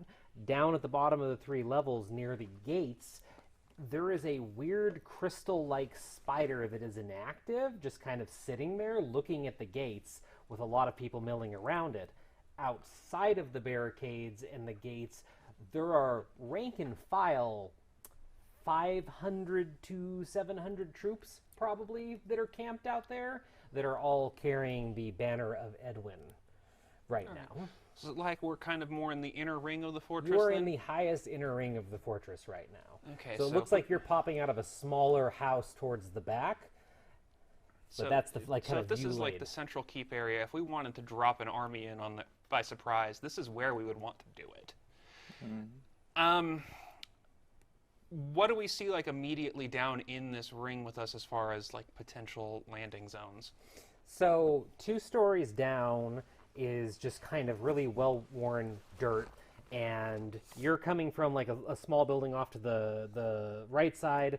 There's another building very much identical to this one next to you on the left, and then there's a much larger like residence finishing off this upper level, and that one looks more like a, I hesitate to use the word mansion because it was a mining colony, but it is a very large, like 4-story house, and it does look over time it's been made to be more gaudy. On the ground, it's dirt on the ground. There are 2 guards off near the much more well-to-do house, and it looks like they're kind of running a patrol right now, but it's pretty quiet in this upper ring, and most of the activity is focused down and forward. All right. Kind of looking over towards that larger house, it's like that looks like a good spot to me. I can get this there and get it activated, but what are you all going to do next? That's a really good question. They didn't want us to fight with them, I don't think. They didn't expect us to even make it this far. I don't think I think they expected us to make it this far. I don't think they expected us to get ourselves killed. Yeah, I think our best way of handling it. So we either go back and we deal with the beholder, or we just kind of launch in the chaos. Well, that sounds like a plan to me then. Do we You get yourselves ready for that. Cool. Do we stop the beholder before all of our people get killed? They're gonna come in on the ground. Yeah. We're good. We'll be okay. We didn't really come up with an exit strategy, did we? No, we did not. I wasn't really planning to leave, honestly. Yeah, it's fine. I mean, they kind of just set us up until we activate it, and then it's just like fight time. We could just chill on the roof. Who's gonna follow us out onto the roof? Yeah. Like we hang out up here. Yeah. Make sure no one messes with the crystal. There we go. Yeah. Y'all have fun with that. I'm gonna go kill Edwin. No. Yes. I'm gonna sit on you. Yeah, no, I'm I mean, here. you're I'm still here in to the fight. chimney. I'm here to fight for my world and my Okay. country. We will perch like gargoyles upon the building while you guys go fight. You just hear me smack the like rubbery flesh of this beholder.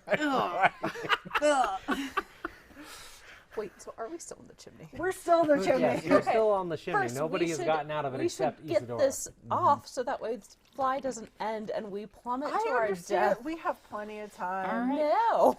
How long's fly last? 10 minutes. I clap my hands together and press them on the chimney wall, assuming that I'm on like the second story of it. You are with the metal sheets, yes. I cast a pass wall and open up like an 8-foot opening into the house. Oh, the perfect spell, Yeah, actually. yeah, literally. As everybody's having this sitting on this, conversation, you just and the whole wall shimmers, and you can just step out onto the backside of the chimney.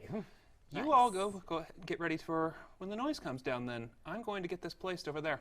All right. And gaseous form again. I Okay. just ride along.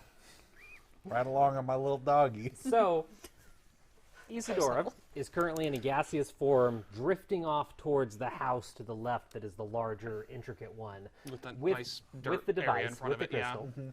Everybody else Feels was right. just able to step through part of the chimney on the roof, on the back side of the chimney, not the side facing the ground, so you have some cover right now. But you do know there are guards patrolling. So Isadora is going off. You all just stepped out. What is everybody on the roof doing, being aware of the situation that you're in? Hiding behind the chimney. I mean, I'm asking. That's what I'm Well, actually, saying. my thing was to open it into the inside of the building. Oh, the inside. A little I'm bit So lower. you're on the upper story. Yes, Yes, that way I'm we're sorry. not being seen. Currently, so do you want to try and, are you just opening it hoping it's there, or are you trying to, like, judge? I misunderstood. So knowing that we can see the roof, I basically Yes. just gauge which side is like inside the house and just open Perfect. it up. Okay, so then rewinding that just a little bit, when you open it up, are you opening it which direction? Because I'm going to say the direction of, like, down the hill, or the direction of, like, the back of the roof in the mountain?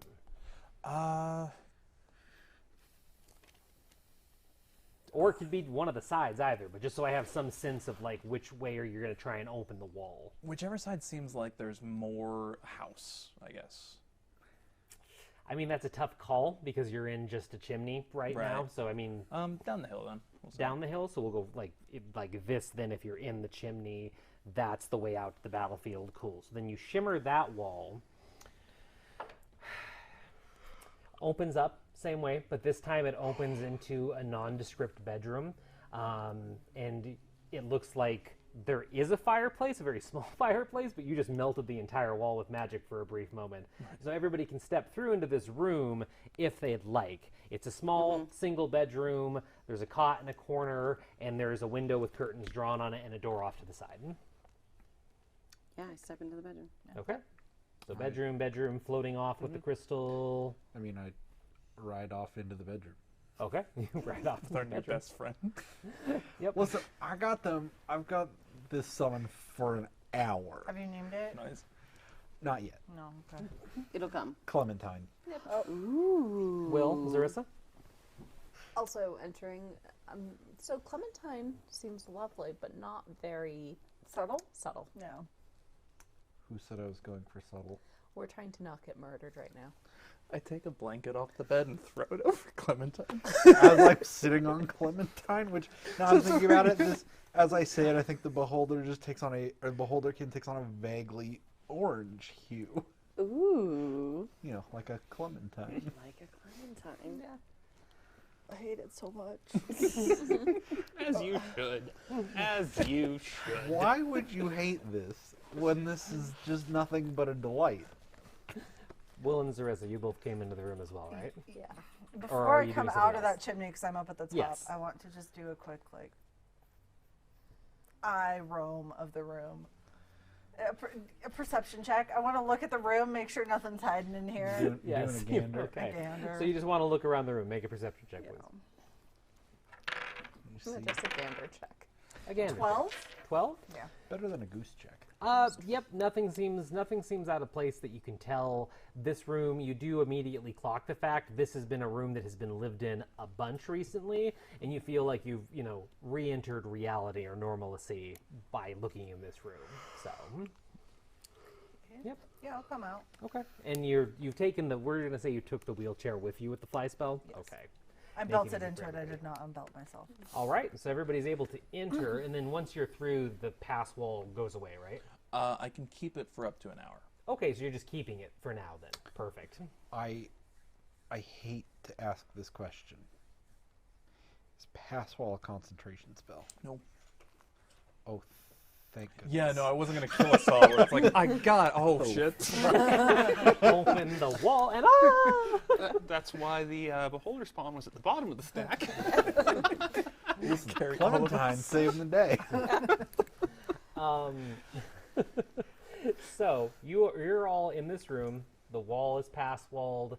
We'll take a moment there and go join Isadora as this cloud of indistinct green and yellow spores drifts through the wind towards this house. So you're still aware of everything. You can see everything with this. So as you're floating in that direction, you notice that the two guards that are patrolling turn around and start coming back, and there are other guards that were hidden under an awning, and there's about 7 people sitting outside.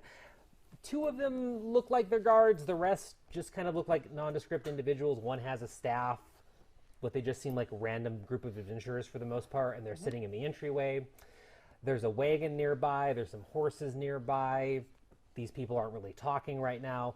Looking up, though, on the top level of the 4-story house, you see a balcony, and you notice a figure on that balcony right now that's kind of leaning on it, chin on their hand, looking out over the battlefield. And middle-aged man, darkish hair that goes down to the shoulders, wearing kind of a red and gold robe with a brown hood that's tossed back.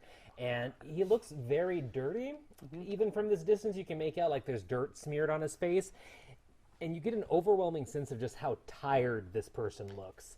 And roughly it seems to match the description, or at least the robe and the hair match the description of Edwin the Mad Mage. Fun. Fucking kill him. Get him. Kill that mad lad. Do him Told murder. not to. Put his head inside of a bag of holding. Which, thankfully, none of us are here to succeed. Yes. Oh, no. Nobody is there to kill him. But go ahead and try. Yes, please. What are you No, going my to plan do, isn't to Isadora? kill him. So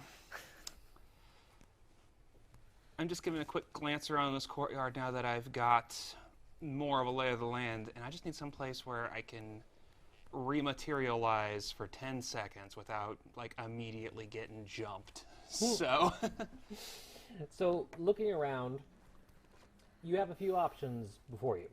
You could pop up on the roof if you want to employ the strategy that some of your teammates had offered. You could pop around the back side of the house, because there is about a 25-foot gap from the back of the house to like the side of the mountain that's been shorn away. But based on how the awnings are hanging over, you're not sure how clear of a shot to the sky you're going to get. The best location would probably be over next to the horses, because you're pretty confident you could use the horses to block the view to that group of people and Edwin and put it down near-ish the horse area. cool. You don't know what's going to happen to the horses when this goes off. I don't But- particularly care what happens to the horses when this goes off. Okay, yep, they're saying. So, Yep. yeah, I'm just going to land over in the stable area and rematerialize by those wagons then. Okay, And yeah, go ahead. the moment I rematerialize, like look up, confirm sky, click. Okay. Like I'm not waiting. So as you rematerialize, you can do that at will, of course. You're still going to need to make some sort of a concealment check, just so a stealth check. Even if you time your placement well, it's still a bit of luck, skill, bunch of things going into this.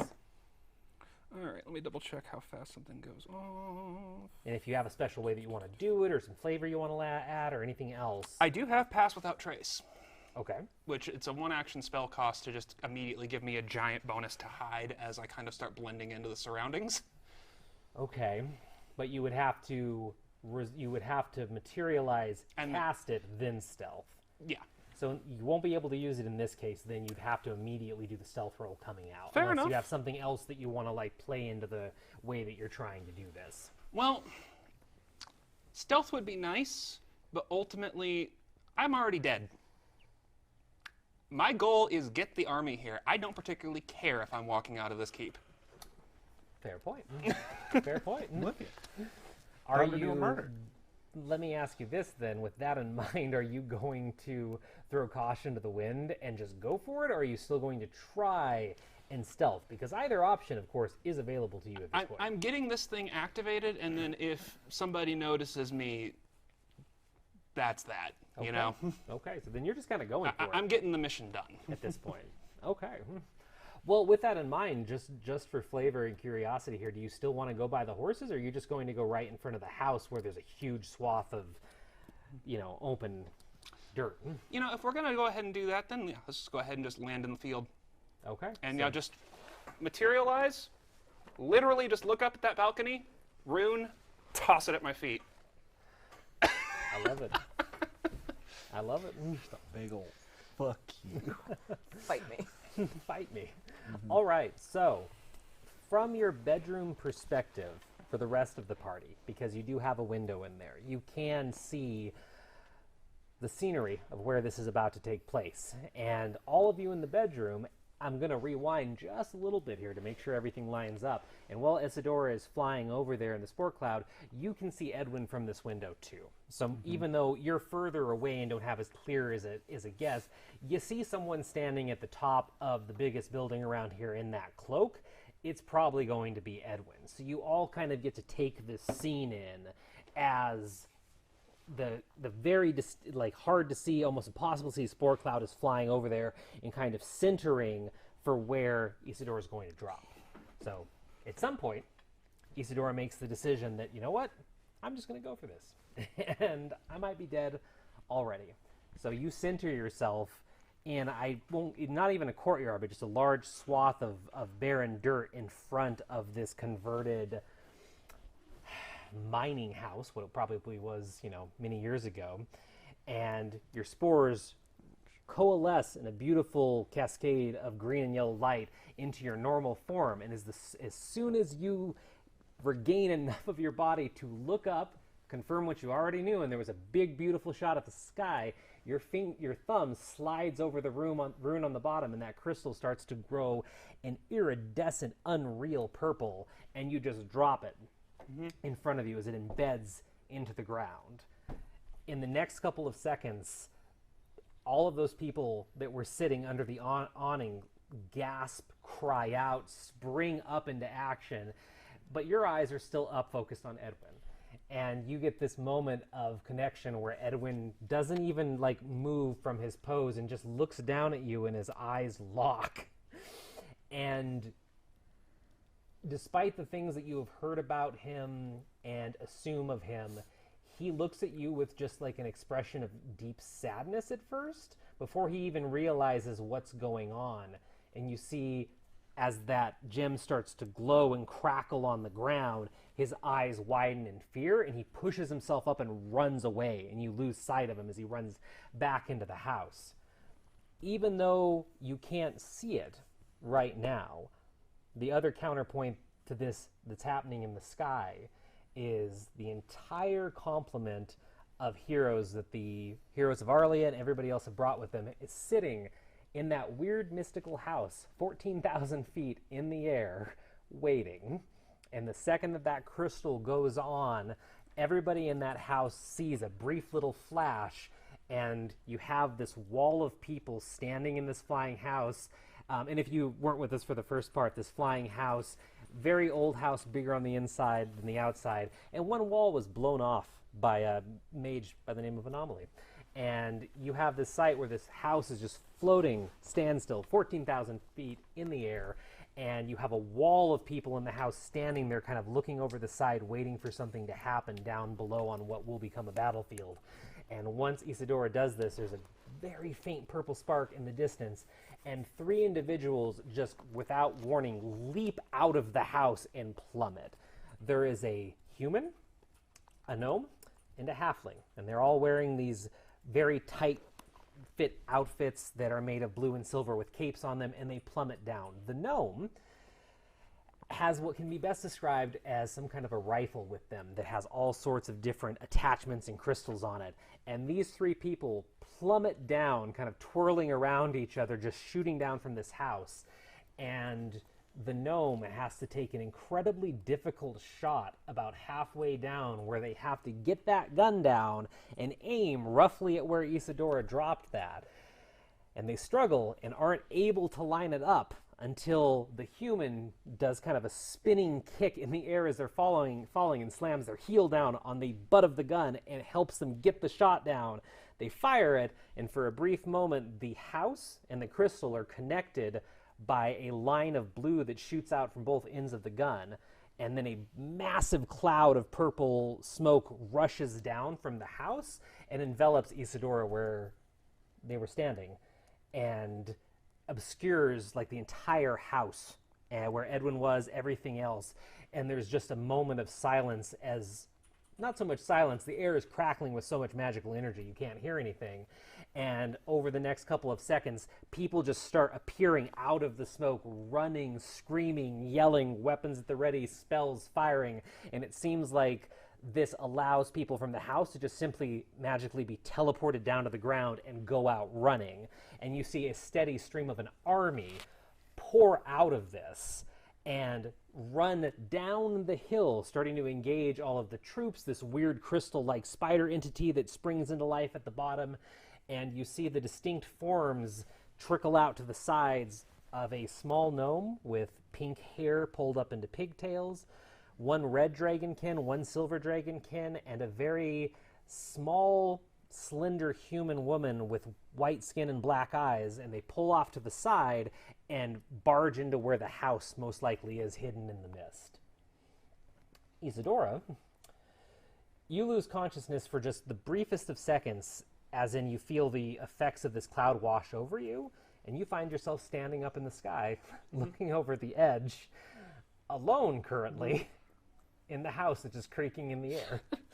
And you have a great view of everything that's happening. And then everybody else in the house has a wonderful view of the battle that is breaking out. What will you do as this battle unfolds, just for the narrative? Oh, I smash the window and get out. Okay, are you going to join in the fray? Yeah. All right. Is that kind of the group consensus? Oh, yeah. Oh, absolutely. We came here to do I some hide murder. somewhere in the house. No, you're going to hide. Zarissa's just like, nope. We've done absolutely our not. This is not part of the plan. Yep. Bye. So I'm going to do a murder. I gotta So, go. Marina's going. Oh, yeah, I Going. thunderstep that. Will's as well. going. Okay, just everybody except Marissa? Yeah, Zarissa, yeah. Okay, so yeah, everybody else, you break that window, you jump down, and you join the fray. And as you do that, like as you come through the window, and all of you like join this rush of troops, there's a brief moment where some of them like regard you as enemies, where people kind of glance your way. But as luck has it, you pop out near what is most likely a group of soldiers under the command of Skalea, who immediately recognizes you. And the elf turns her head up as you kind of crash out near to them, and she says, and she seems like very excited to see you, and just kind of waves at you, and you all charge down together to join the fight at Chestle Peaks. So, yeah. So your mission was very successful. There was a lot of different ways that could have gone, just like anything in D&D. So I was very interested to see the result that we got here, and that was awesome. So I hope you guys had fun with it. Yeah. Do you have any questions at all about anything? Black eyes, white skin. Yes, that is a changeling. So Gotcha. back in the last campaign, the heroes of Arlia were Anomaly the No Mage, Dakaleth the Barbarian, Kara the Changeling, and Marsuvius a Sorcerer. Well, I specifically asked because wasn't the in the original campaign that we have going on in the same world,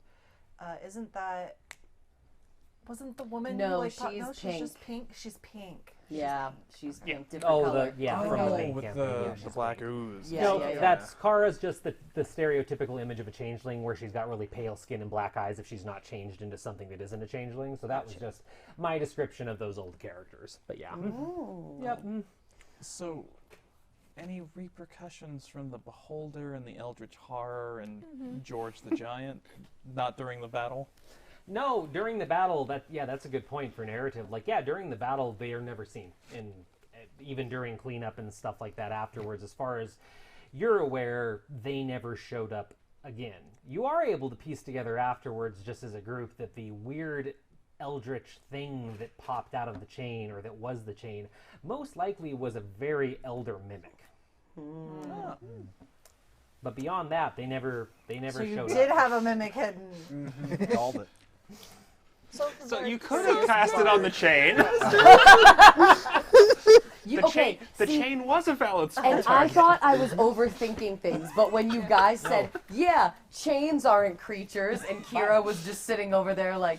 Yeah, by the way, rewind the stream to that point and watch my expression. 'Cause Yeah. I'm like, oh god. Yeah, chains aren't people. And I was like looking at it, and I was like, no, she just thought that was funny. There's no way that has deeper meaning. Yep. Damn it.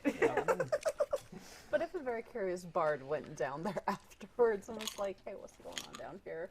So if anybody was to go down there, and I mean the whole place is going to get turned over, and there's a lot that would happen in the aftermath.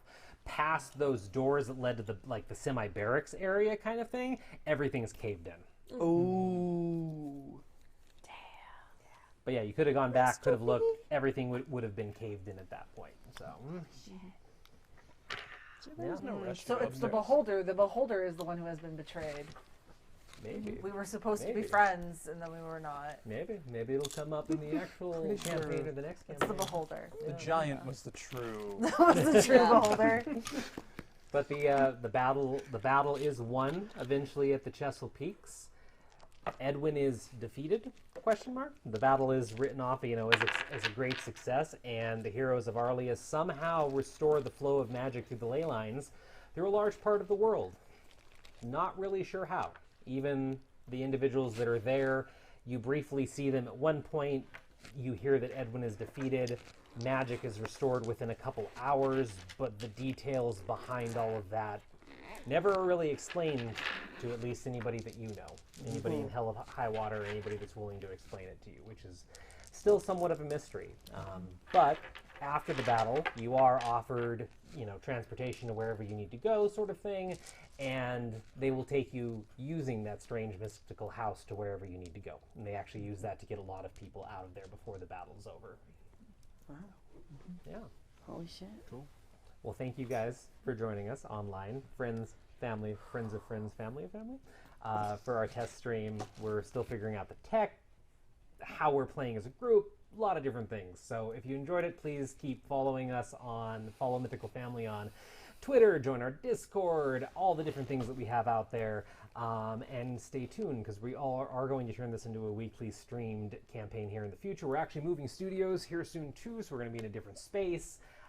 It's going to be a lot of learning and cobbling things together, but we have a lot of really cool stuff with Mythical Family that we're excited to do, and a lot of fun stories that I hope that we get to tell here on the Prismatic Dragonfly. And then, of course, as Mythical Family, we're going to have a lot of different streams. There's going to be different DMs running different systems. There's going to be board games. There's going to be miniature painting Gundam stuff, maybe? I was talking about doing a build stream, yeah. Yeah, there's going to be a lot of stuff. So, and because this is more of a friends and family stream right now, I still feel like, even though I'm just not looking at Twitch this whole time, if you happen to know the people that you see here that are tied with Mythical Family, let us know the kind of things that you would want to do with an awesome studio too. Because what Mythical Family is about is building that sense of family, community, and helping people out that have the same interests that all of us do. We're going to do nonprofit work. There's a lot of cool things coming up. So if you're curious about what we're doing, reach out to one of us, reach out to any of the official Mythical Family social media handles.